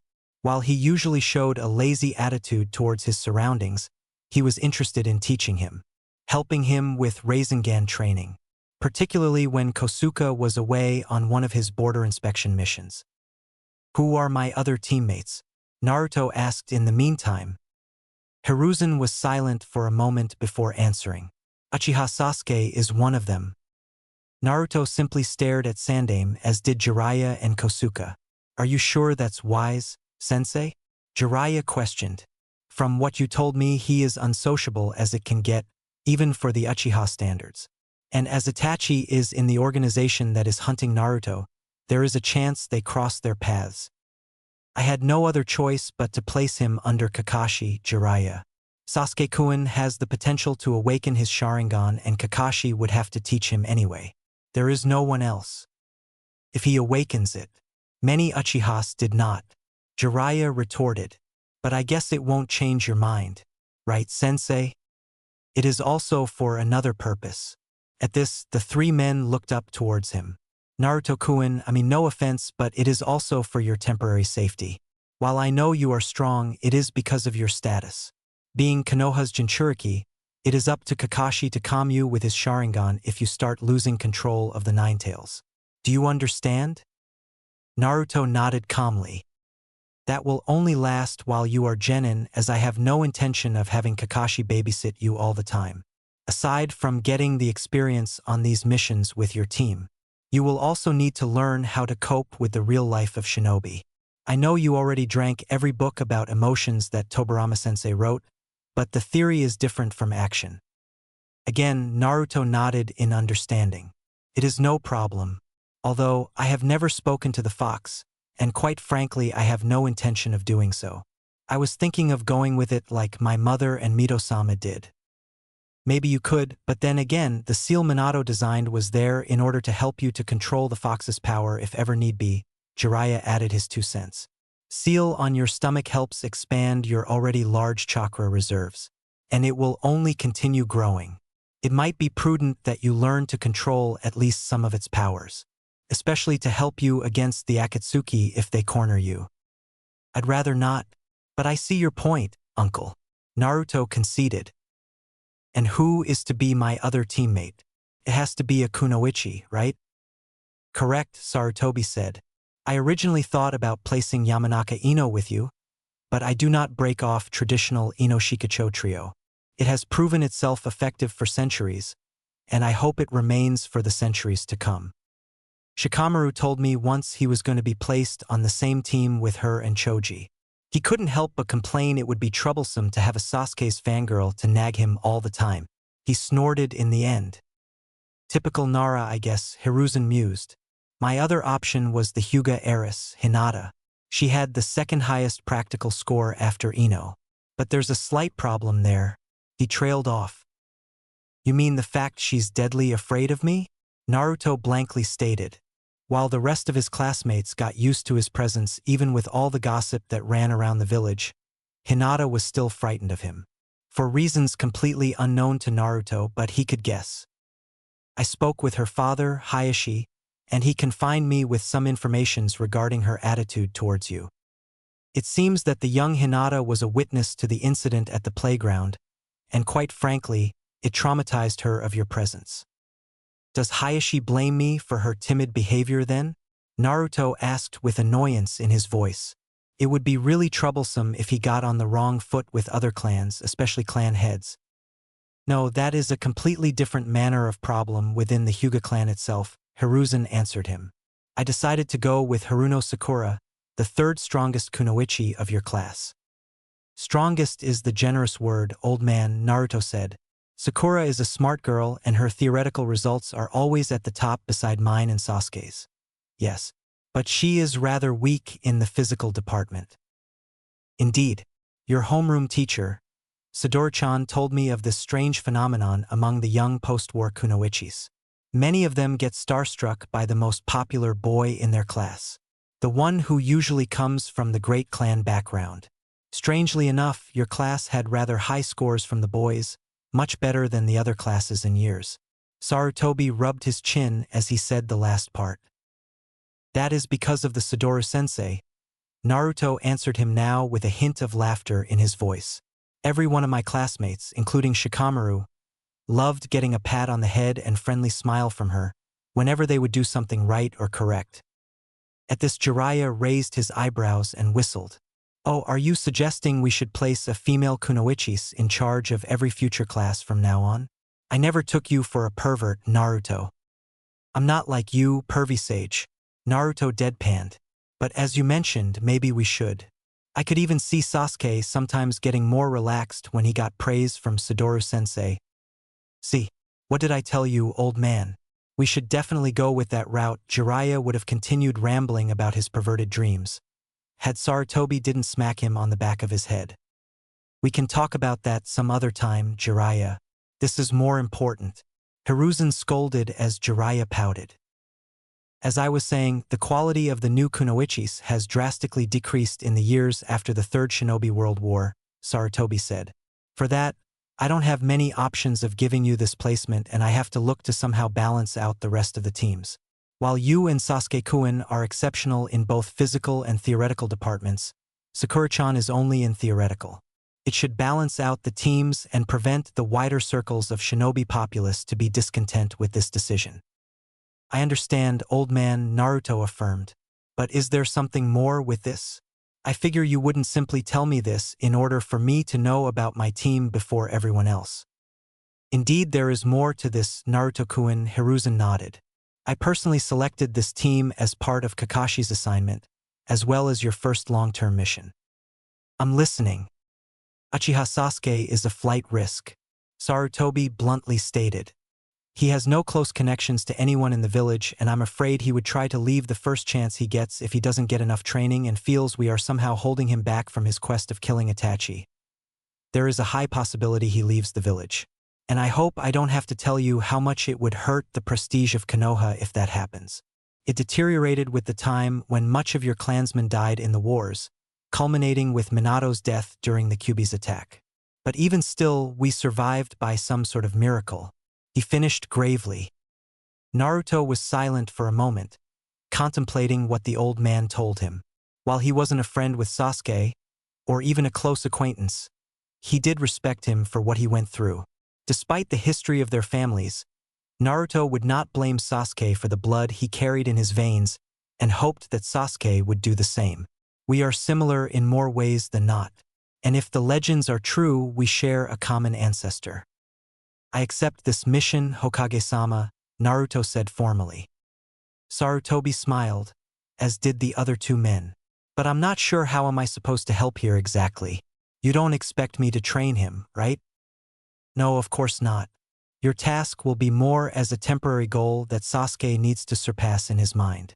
I refrained from giving him a personal tutor because I wanted to give him space to mourn his family for a time and hopefully create new bonds with the village. Training him early would only make him more detached as he would not have anything in the village holding him to it. Sasuke needs to see that he can be both loyal shinobi of Konoha and strong at the same time.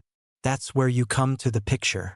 In Sasuke's and in the eyes of most people, you are but a simple orphan, ignoring your other attributes.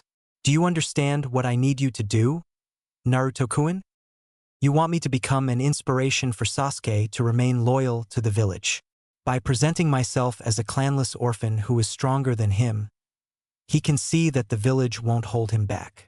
Although, I don't think it is up to me or Kakashi to make him loyal to the village, but up to himself. If he leaves, then it won't be anyone's fault but his. I do know that, Naruto-kun, and for that reason, this won't go to your file as an official mission. Sarutobi told him a bit too gladly. Naruto nodded in appreciation anyway. However, but because of that, you won't be getting paid either. It's only fair to do so, isn't it? I guess Naruto muttered. Figures he would do that. I only hope Sakura becomes serious with her training, although from what I see, I might need to jump in there and make her serious. It was true. He might need to do it. However, how to actually do it was a question to be answered for another time. Kosuke, on the other hand, had an answer right away. Try not to create a wrong reputation of yourself while doing so, Sarutobi said to him with a laugh, as they continued eating the remaining meat. As they ate, Kosuke decided to give him his own advice or two. You must not become too proud, greedy, and angry when you deal with this mission once you graduate, Naruto-kun, his surrogate uncle told him seriously. It is true that you may face hardships when making your teammates go with your flow. But remember that patience is one of shinobi's greatest virtues. Becoming too proud of your abilities, discarding your comrades will only be your undoing. Never forget that. Kosuke sat a bit mournfully for the entire atmosphere around them. His words were true in any case, for Kosuke had to learn that lesson the hard way.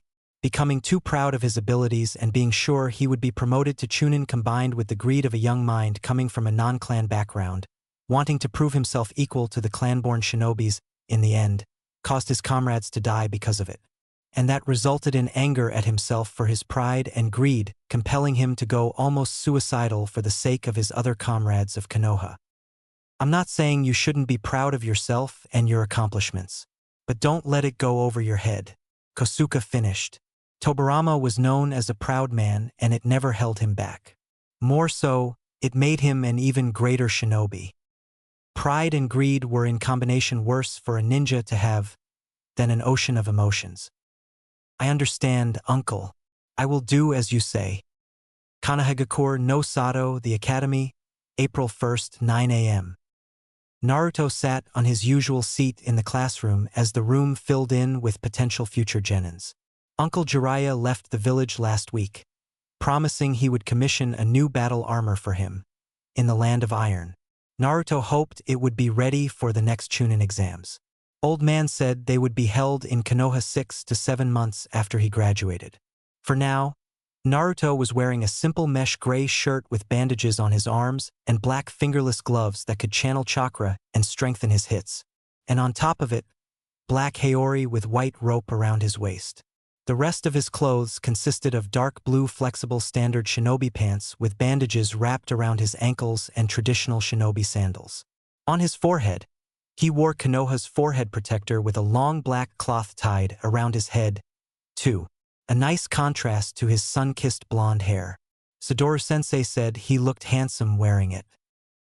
Naruto would miss Sadaru-sensei a lot. She never looked at him with contempt, even though she was slightly tense around him when everyone found out he killed 3 boys who bullied him. Old man probably explained everything to her as she was assigned to his class and there was never any problem with her. As he waited for the team assignment, the classroom began to be filled with other genin hoped to be. His future teammate, Sakura, was engaged in constructive debate with Ino on the subject. Who does Sasuke-kun like more? She will be handy.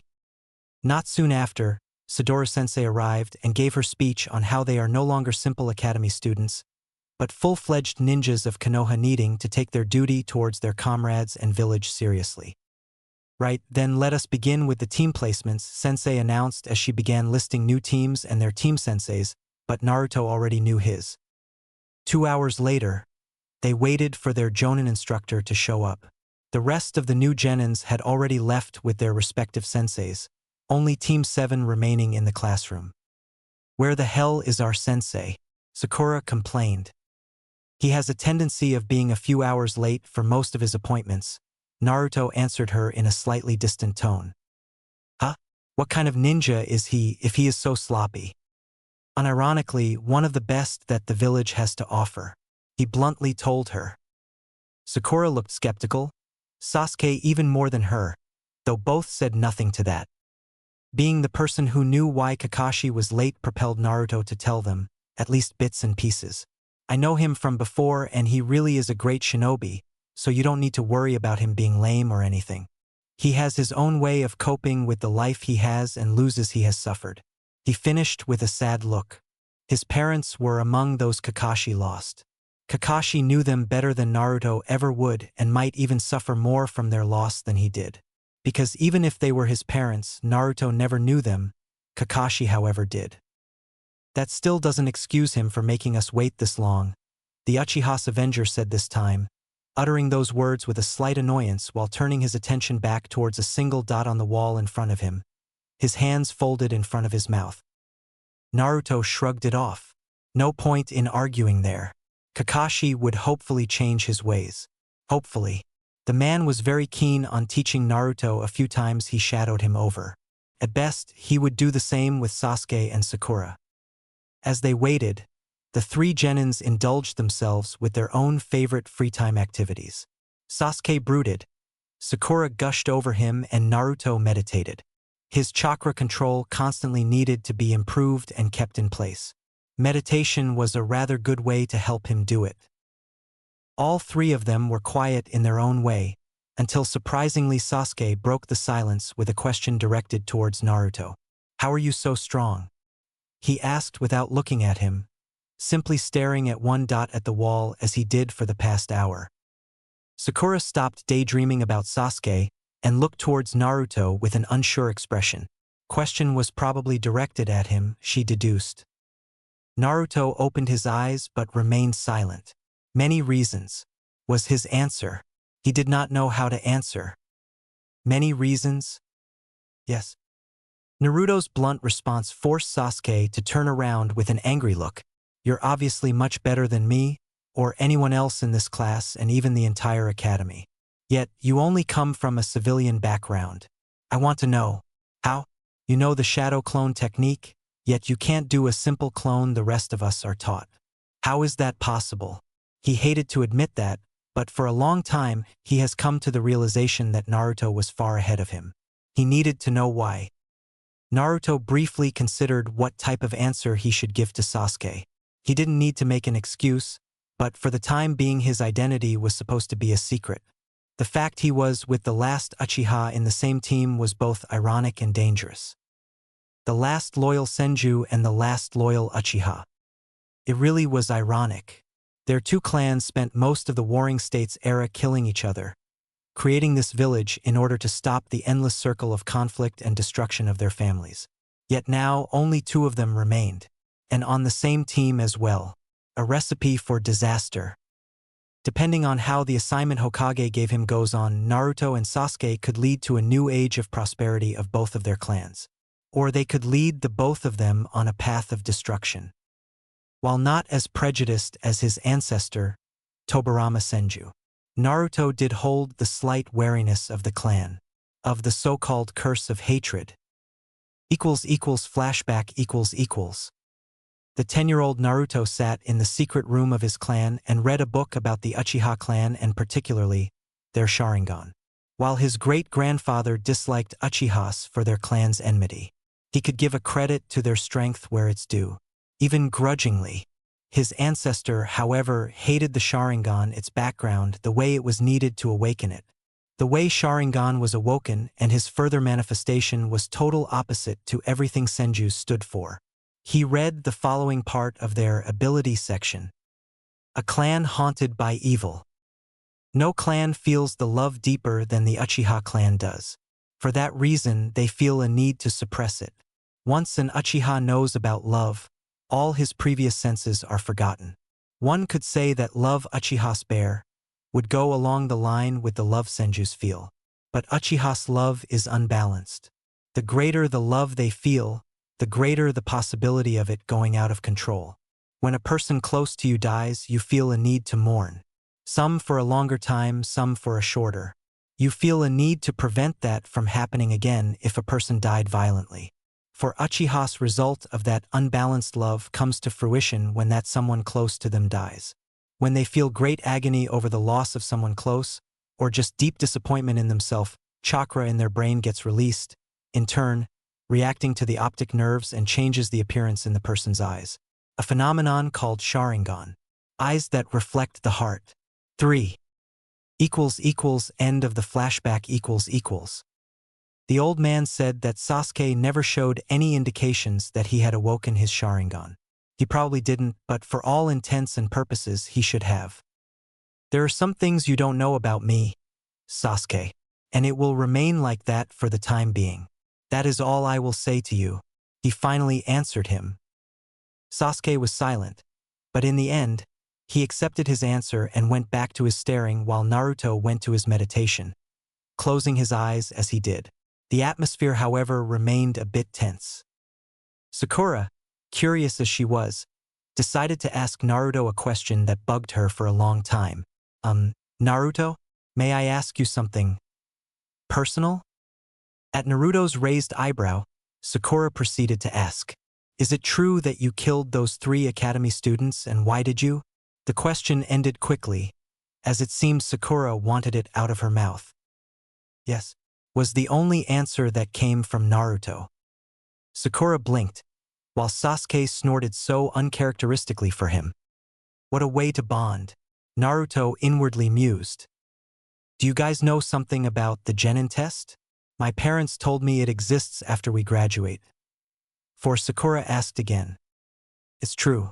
The key of the test is to see if we have teamwork and to see if we are eligible to actually become full-fledged shinobis of Konoha. Naruto told her, trying to lift the tense mood. So only teamwork? But that sounds too easy. There has to be something more. It is only that. Any sort of test will probably try to force a disunity among us and see if we actually possess the will of fire. Basically, if we prove we do, we pass. Naruto answered and smiled as he sensed their sensei standing by the door for the duration of this conversation. Soon after, Kakashi entered through the door and presented himself with one of his usual goofy eye smiles. Sorry I'm late. Got lost on the road of life. Naruto smirked, Sasuke glared, and Sakura was ready to explode. Meet me at the roof in 5 minutes. Don't be late. And now it begins. Chapter 4. A Deserter. Kanahagakure no Sato, the Hokage's Tower, Jonin Meeting Hall. 1 St. April, 8 a.m. The Sandaime Hokage, Sarutobi Hiruzen, just finished announcing the placements for the new Genin teams. Sitting on his throne-like chair with the symbol of the will of fire standing tall behind him, he looked towards the 36 Jonins that would take over the same number of teams this year. 108 academy students had passed their exams, with only 12 failing this time around. They might quit or just take another year in the academy for the additional training. And from these 36 teams, some, once again, might return to the academy for another year. There are always such cases. In any case, he needed to make sure his Jonins knew of their duties regarding the new generation. Some would take a team for the first time, while others would just have to be reminded of certain things. As you now know of your potential teams, I must also brief you with your main duties regarding their training. You can implement your own style into it if you want, but what you're going to read in those envelopes in front of you is a must-do, regardless of your own ways on the matter. His Jonins, sitting on the floor in front of him, nodded in understanding, taking the envelopes in front of them and proceeding to read the contents. As some of them continued reading it, Sarutobi decided to give another one of his advice. As you all know, after the Uchiha clan's massacre, I, alongside with both the higher-ranked shinobi and the clan council, have decided to implement some changes to the academy's curriculum and the standard training of the shinobi forces that every active ninja of Konoha must abide by. He continued retelling them the story, not for the first time. and they had listened just as they had obeyed his orders. Both his chunins and jonins. Jonin senseis for the past 3 years, since this rule was passed, have upped the training of their students, which resulted in better performance of the new genins. While the title of chunin actually meant more than a simple promotion from being a simple non-genin ninja wearing a fancy uniform. Now, the academy students had to know more advanced chakra control exercises of tree and water walking at the very least. It would save time during their genin training. Among other things, Sarutobi thought. Sarutobi loathed that the Uchiha clan's massacre had a role in his wake-up call. But as they had lost a significant portion of their forces there, and given the reports from Jiraiya that Orochimaru was presumably building his own village, it was a necessity. Konohagakure had always prided itself in being in favor of quality over quantity, in contrast to the Iwagakure's quantity and Kumo to an extent who favored the mix of both, resulting in the hybrid composition of the armed forces, depending on the time and the Reikage himself. They had faced some defection from a small number of ninjas, who abandoned the village in pursuit of their own selfish ambitions, for many years, and Hiruzen was adamant to lower that number as much as he could before his successor one day could take the mantle of the 5th Hokage. He had someone in mind, but for the sake of both his heir presumptive and the village, Hiruzen would warm this seat for a few more years if the heavens were kind on him. Ignoring Orochimaru, cases like Mizuki or Rokusho Aoi were threatening to the development of the future generations. He used the veteran shinobis and those who had decided to retire previously to form a special unit of the ANBUs for cracking down the potential spies and traitors. It was a risky move, for one could never be sure where a traitor would make his nest. And he was getting paranoid as the time went on. But he needed to. Too many incidents happened for the past 13 years for him to simply be laid back. Even so, the rooster for the academy staff had to be under constant surveillance. Mizuki and Aoi were the instructors at the academy, after all. Genins now had to perform at least a minimum of the training regime required, one that he devised during each day of the training. 1. The starting date of their first mission was also arranged. It was a tradition for the Hokage to wish the new youth a bit of good luck, after all, and it would ease his schedule in the office a bit. Genins, for the higher-ranked missions, had to perform various types of lower-ranked missions first, before they could be even signed in for the Chunin selection exams by their respective senseis or be promoted on the field if they were ready for it. In any case, they had to have the experience of understanding how border patrolling works, something he had to arrange with the Kunoichi village of Nadeshiko from the land of tea. It wouldn't do well for Konoha to get another one of their traditional international incidents or disputes on the table. Wars have been started for less. So the Kunoichis from Nadeshiko would know that Konoha means to have no military drills on their borders. And in turn, they would not try to snatch some of their young virgin genins or their senseis for their seed. He couldn't forbid them to interact during those encounters on the other hand. As Sarutobi mused about it in his mind, a longing wish to be young again filled his body for a brief moment. He mentally shook his head to forget about it. Genins would also need to know how escort missions are performed, delivery, interrogation, tracking, and so on. All those things they would have to learn. The experience on the field would help them advance further, and help them stay alive. Quality over quantity. Turning his attention back to his jonins, he addressed them once more. Bear in mind that I will have someone report to me the progress of your students, so it would be in your best interest that you do not slack with their training and further education. Or even your own, for that matter. He warned them. We have been dealt with many heavy blows for the past decade and more. I don't want the village and its future to suffer because of it, or because of slothfulness of our own. It is up to us to leave a better world for the younger generations, and it is up to them to look at us as their role models. When you take them under your wings, you are not only making sure that the name of our village rises further, but also of your own families and yourself. His jonins nodded, with one of them raising their hands, wanting to ask the Hokage something. Irohakuin, Sarutobi said, granting the jonin opportunity to speak. Hokage-sama. The Hyuga jonin in question bowed slightly, proceeding to ask his question. Is there any particular reason why there was a so imbalanced team placement this year? I'm referring to the Team 7 under Jonin-sensei, Hatake Kakashi. Kakashi, for his part, turned his attention from his orange book and looked towards his Hokage, while the other Jonins in room started whispering among each other, all of them wondering the same. That is classified information, though I have no doubt that many of you understand the reasons for such action, Hiruzen replied. However, you should know that I was the one who arranged the Team 7's membership for this year, and that it will not be changed, the Hokage answered. Shiranui Genma raised his hand this time, exclaiming his own curiosity after getting permission from the Hokage to speak. Considering the new arrangements for the genin training, Hokage-sama, are the teamwork tests to remain the same, or are we supposed to upgrade the difficulty?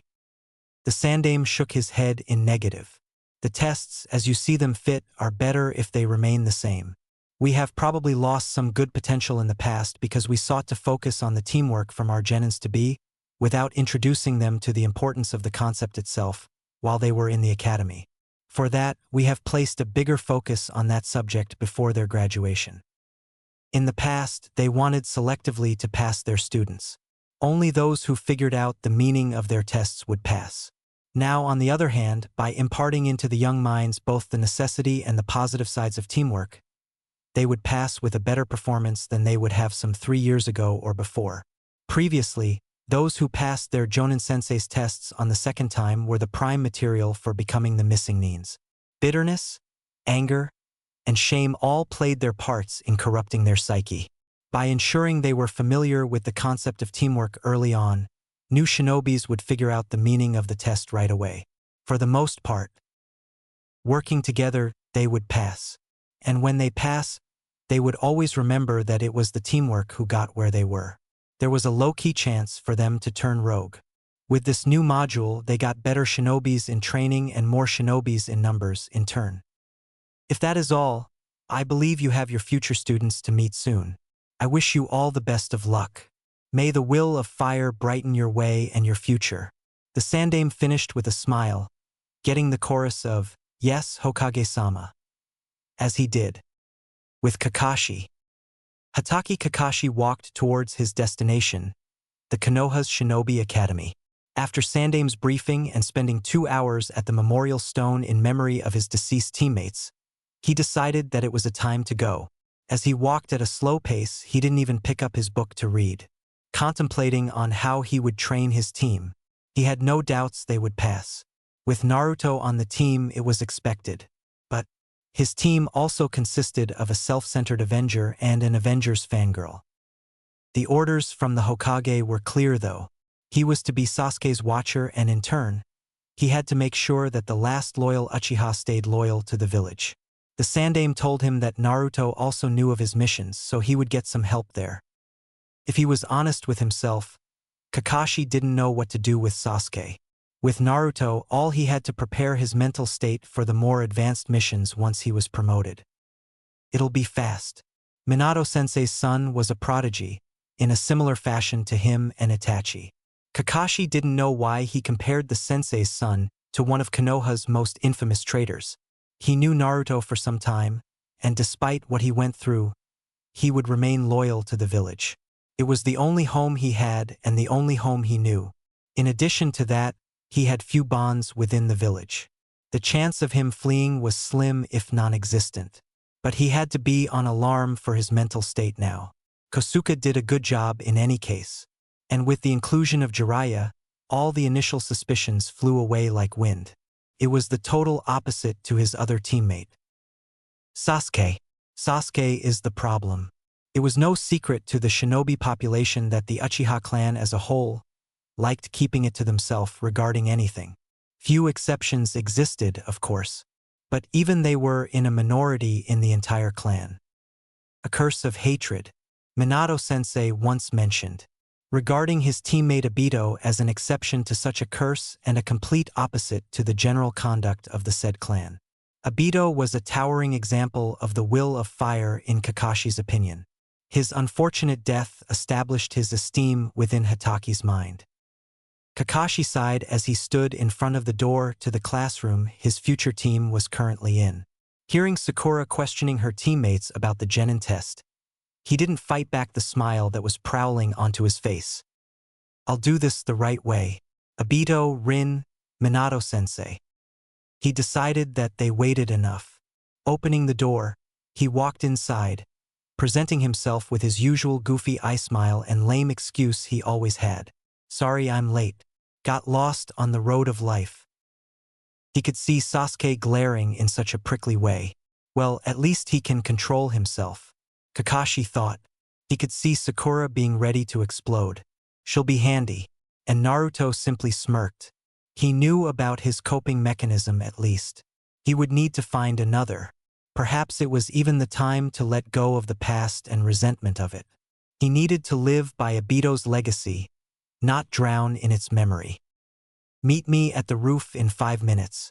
Don't be late, he told them as he disappeared in a swirl of leaves. I'll do this the right way from now on. 3 of them are the future. In the capital city of the Land of Iron with Jiraiya. Damn, I always forget how cold this land really is. The Toad Sage, Jiraiya of the Sannin thought as he walked over the snowy streets of the samurai homeland's capital city. His footprints were getting covered by the falling snow as he walked further and further through the town. Being deep in the mountains of the Land of Iron, it was expected. Still, it didn't mean that Jiraiya had to like it, but Naruto was rather adamant about getting a new armor for the Chunin exams. For all his talk about setting his emotions aside, Naruto has asked him to commission an armor set for his match and future missions. And from the Land of Iron of all places. Maybe it was a mistake to tell him about the quality of metal from this country. Jiraiya thought, bah, even if I didn't, the kid would figure it out somehow. Name of the country aside. But the fire wasn't very common in the Land of Fire, affinity of their ninjas aside. Only when some sort of catastrophe happens. He wouldn't think that the iron in the Land of Iron was the best. Would he? As he walked through the snowy streets, Jiraiya had noticed that many people were uneasy as they were running amok. It was a Friday and the streets were busy with people going around on their way, scrambling around the food stores in order to acquire the goods that were usually unavailable. However, there were much more samurais and many more civilians than before, as Jiraiya recalled his past visits to this place. The capital city wasn't that populous in the past. A breach in the security? Most likely. Perhaps his old acquaintance would know something. Samurais didn't wage a war with neighboring countries in a long time. They must have experienced a population boom, he thought with a lecherous grin on his face. Not soon after, he reached his destination. The best armorsmith in the continent. Satamyan. Jiraiya walked inside the shop. A rather exuberant place. Well, he was always the type of guy to show off his fame and skills. It was a large building built in traditional architecture like every other building in this country, with wooden dolls standing on the outside with a pair of different armors on them, signifying it was an armory, if a sign above the door was missed by a passenger by any chance. A bell ringed as he entered through the door, but no one came from behind the shop. Maybe he took a break? Jiraiya proceeded to look around the shop. Various types of battle gear were hanging around the room. Both of the armor and regular weaponry. It took you long enough to come out, Jiraiya said, smirking as he turned around and faced an old man in his late 50s, of mid-height, bald of head and long black beard with a few shades of gray here and there and a pair of glasses on his eyes. It's not like anyone would dare to steal from here, not even ninjas. Even your kind has some sense of honor when it comes to business. The old man replied in a harsh tone, but his face immediately cracked a smile. It's good to see you, Jiraiya. How long has it been? 15 years? More? 13. It was just after the Third War, Jiraiya corrected, still smiling. It is good to see you, old friend. He approached Satamyan and they shook hands. It's good to see you too, Jiraiya. But tell me you're not commissioning something for any of your ninja wars. I don't want to have problems with Mifundano. Despite his calm demeanor, he gets prickly if I were to start dealing with you people during your fights. It's nothing of sort, Satamyan, Jiraiya said. I want to order an armor set for a boy of 13 to 17 age group, to last for a few years before he decides to buy a new one.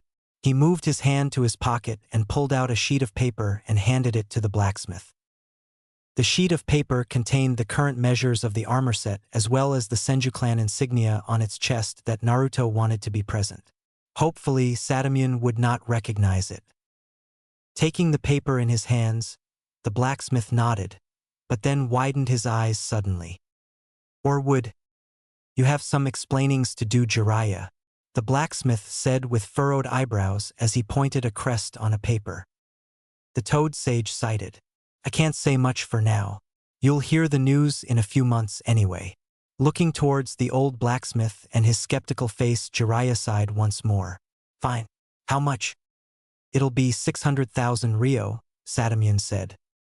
600,000. Jiraiya shouted. What the hell? Since when did you get this expensive? And just to keep a secret? Ever since I'm dealing with shinobis. Don't worry, I won't say a word about your Senju boy to anyone. But, do you know about the bureaucracy I'll have to deal with in order to get you this set? All the material I need to buy first. Satamune retorted. I assume your Senju boy wants it to be chakra enduring, right? It would be nice if you could arrange it, Jiraiya said with an automatic smile, but then turned serious. It won't cost more, right? No worries, Jiraiya. It won't. The price is just for the armor and the materials I need to buy first, the blacksmith said. But it'll take much longer for me to have it ready than usual, with this crisis we have at the moment, he grumbled at the end. So there was something suspicious happening. I was about to ask you regarding that. What's the deal? I don't remember samurais being this uneasy. Like ever, Jiraiya pointed out, crossing his arms. You guys don't go around waging wars on the neighboring countries. Is someone attacking you?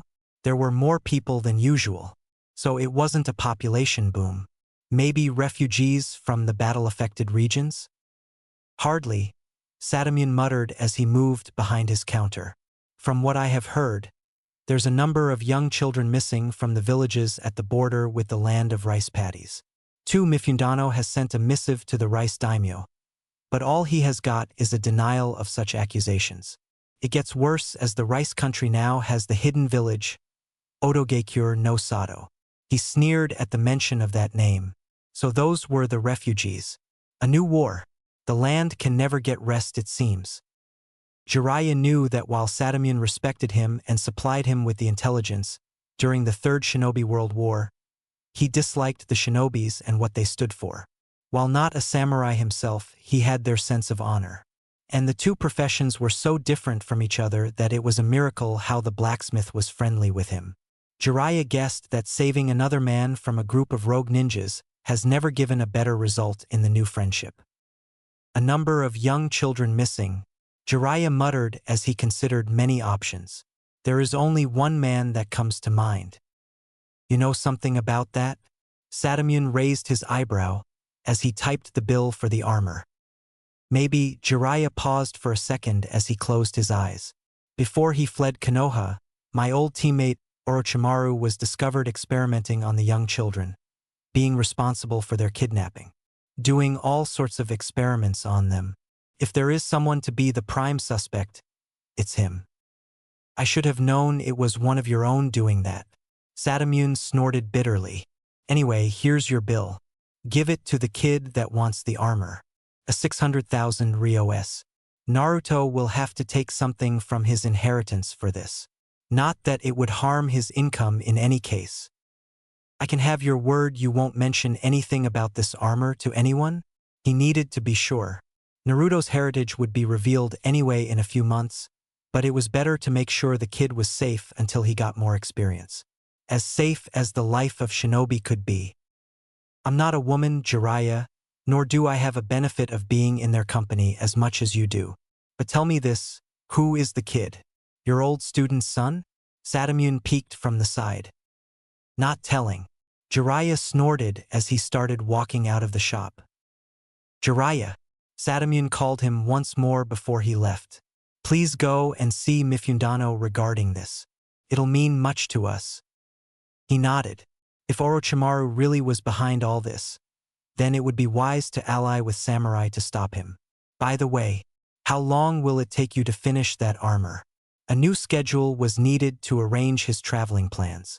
Many things would need to be checked. Money to be picked and messages to be delivered. Come back in about a month. You should be ready by then. A month to finish all this. I should get to a nearby onsen before I leave. Jiraiya thought mischievously.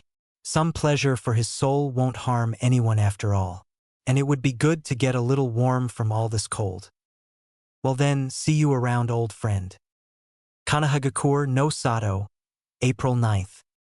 A week has passed since they became genins, and today would be the first day when they would take their first mission.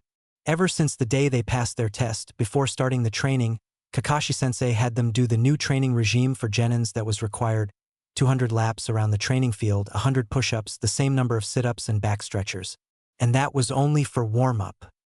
It wasn't a problem for Naruto to do them, and neither was for Sasuke. Sakura, however, got tired quickly. She would have to go step by step in order to reach the required 100 without much fatigue. Today was also the day when they would have their first mission. For the duration of the first week, they were doing mostly team-building exercises with an occasional spar between the members of the team. But now, Kakashi-sensei has deemed them ready for them. While a bit disgruntled for the lack of a more practical side of training, Naruto understood the necessity of the training their sensei had put them up to. All three genins had different worldviews and values. While they passed their bell test, it was due to Naruto, who knew the true meaning behind it. Journals are certainly one way to gather the necessary information that would help you later on. And pieces of information are sometimes life-saviors on the battlefield. Sakura still had her fangirl moments, but she had the potential to be broken off from that persona. Their missions would no doubt be a great wake-up call for her to take things more seriously. Albeit she already did, if only for the sake of Sasuke noticing her. Because as Naruto told her, she needed to ditch her diet and eat more in order to get the Uchiha's attention. A bit of manipulation, as he had ignored her while she was skinny. If she got more weight, he might start giving her actual attention. Although it required to have a bit of persuasion from Sasuke's side. For now, he should ignore her if she would pester him with anything other than ninja training. What do you think our first mission will be? Sakura asked her teammates as they walked towards the academy where they would receive their first mission. Something within the village, most likely, Naruto said. Sensei? Sakura directed her question towards Kakashi. Naruto is correct. Most of your initial missions will be within the village, he told her. Only later on, when I deem you experienced enough for the higher-ranked missions, I can talk with the Hokage-sama and ask him to allow it, which will most likely happen soon. Kakashi thought with a hint of pride.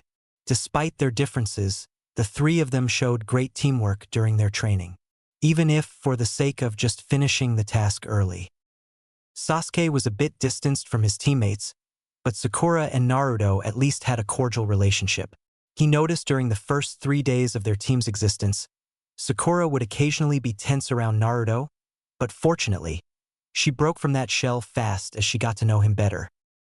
Team 7 reporting for our first mission, Hokage-sama, Kakashi said as he and his team entered the mission assignment room, bowing slightly to the Sandaime Hokage, who sat behind the desk with various papers on it.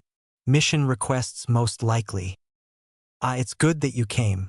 We have many D-rank missions for today.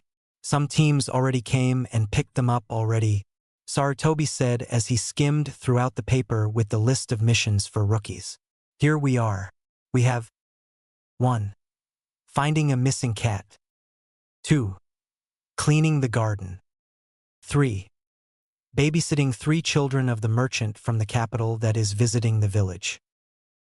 We'll take the finding a missing cat mission, Hokage-sama. Kakashi interrupted, seeing his genins getting a little impatient. Sasuke and Naruto at least did. Sakura had a confused expression on her face. Very well. Here is the picture of a cat. Sarutobi handed the photo to the Kakashi. And here is the list of locations where he could be at the moment. Thank you, Hokage-sama. Team 7, let's go. Finding a missing cat? Sasuke sneered once they exited the building. Exactly, Sasuke, Kakashi said flatly. Consider this as a training for tracking mission that you might encounter in your career. Chin. He turned his head to the other side as he gave his unhappy grunt. Shouldn't a Team 8 be better suited for this type of mission? Naruto asked with a raised eyebrow. They are a tracking team officially, after all. Maybe, but I want you to get experience in different fields before we embark on higher-ranked missions, Kakashi said nonchalantly. At Naruto's continued skepticism, he simply shrugged his shoulders and picked up his orange book from his hostler and began reading it. Here's the picture of a cat you're supposed to find, and here are the parameters on where he could be. He handed them the photo and map as he continued reading. Good luck. What are you going to do while we search? Sakura asked. I'll oversee you and the result of your team-building exercises, Kakashi said as he flipped another page of his book, not even lifting his head as he answered.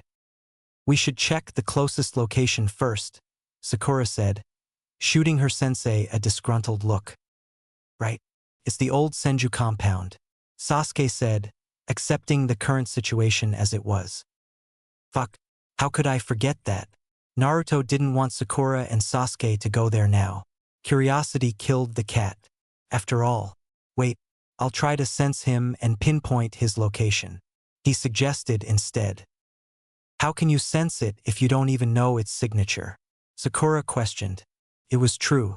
However, he answered his theory nonetheless. All I need is to sense the male animal, in this case a cat, that's away from the humans within the village. We can begin the search that way. As the cat escaped, he should be away from the crowds. Or at least somewhere he would not be disturbed or easily found. 3. Fine. How far is your range? Sasuke asked this time. I can go with 5 kilometers for now. The range will expand as I grow. It was already strong as it was, allowing Naruto to detect various chakra signatures in the village, with one male having traces of chakra similar to his own in a way. It was one of the ANBUs that acted as his guardian when Kosuke was away. He didn't mention that to anyone yet, or ask the person in question anything. He figured that the old man must have known something about it, but kept it a secret for now. Sasuke looked at him strangely for a moment before nodding. Where should we start then? Naruto placed his finger on the ground and focused on his senses. After a minute or so he smiled and answered, forest near the Nara clan's compound. A perfect place to hide and evade the intruders. A half-hour later. I can't believe that she actually was there, Sakura said as they walked towards the academy once more. It wasn't hard to find the cat with a sensor on their team, but catching it was a lot harder. But still, they managed to grab him. The cat really likes you? Sasuke-kun, Sakura said, watching the said animal peacefully sleeping in the Uchiha's arms. Chin. Are we doing another mission today, Kakashi-sensei? Sakura asked again. Kakashi thought about it for a second. Maybe another one that requires teamwork? Sure, why not? They can work together on a mission, while he oversees them and read his book in the process. You're finished already? Sandaime Hokage, Sarutobi Hiruzen asked, lifting his head from a document he was previously reading. The power of teamwork, Hokage-sama, Naruto said formally, but there was a small glint of laughter in his blue eyes. I see. Sarutobi nodded. Bring Rue-san in. One of the Hokage's assistants stood up and went to another room, calling the customer for the mission to come.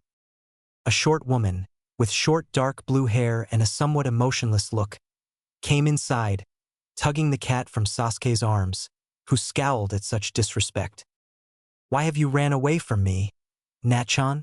The woman asked as she started hugging her cat tightly and exiting the building after paying the successfully accomplished mission. What's up with her? Naruto asked while Kakashi went to ask for another mission. I know her from my neighborhood. I heard she had that cat ever since her husband left her after finding out she cheated on him with a merchant from the land of lighting. Sakura whispered to him. He dodged kunai with that one, even if the wound would scar him forever. He gave no comment, only a curt nod. You want another mission for your team, Kakashi? They heard the Hokage ask their sensei. Yes, Hokage-sama. Let's see. You have, the Sandaime started listing available jobs. A week later. What do you think Sensei will have us do today? Sakura asked her teammates as they waited for Kakashi to show up. More teamwork, probably, Sasuke blurted out. Content that her crush acknowledged her. Sakura continued with the flow. Do you think he'll start teaching us any techniques soon? Probably, came the answer from Naruto, who was leaning on a nearby tree. He actually talked to the old man about this phenomenon. Apparently, there is a new training regimen for all of the standard forces of Konoha. Team building is essential right now. Jutsus will come later. Where would you two like to specialize in? Naruto sat up straight from the tree he was leaning on, scratching his back from the crumbs of the tree that slipped through his clothes. I'd like to be an all-round shinobi, if that makes sense. Or where I can, that is, all except the medical ninjutsu. Same as Naruto, Sasuke muttered. What about you, Sakura? I don't know, she said. Sadora-sensei said I have good chakra control, so I could go for genjutsu or medical ninjutsu. I'll probably go with one of those two. It won't hurt to try both, Naruto advised her. While the medical ninjutsu is useful, it will leave you lacking in the combat part.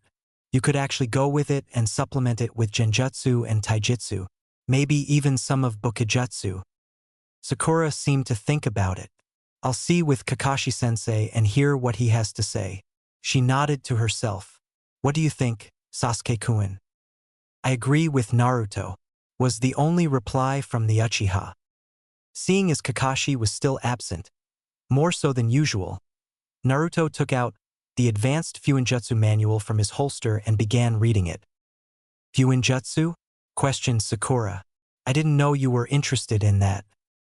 I'm still a beginner, but I'd like to be more proficient one day, if I ever want to learn the Flying Thunder God technique, went unsaid. So how good are you with it? Naruto never actually considered this. While Jiraiya praised him as a prodigy in the art, he did say he was still far from a master. It wasn't that irritating. He didn't bother learning much of it before. But as he was a genin now, there weren't many other things he should give most of his focus on. He mastered his two affinities to the fullest. All that was needed was to expand his already large repertoire of jutsus. Hard to tell. I know how to create basic explosive tags and more advanced sealing scrolls, in addition to elemental traps and a few more that are useful in battle. I'd say I'm slightly better than the average shinobi, but as I haven't given much focus on Fuinjutsu until now, it's hard to tell.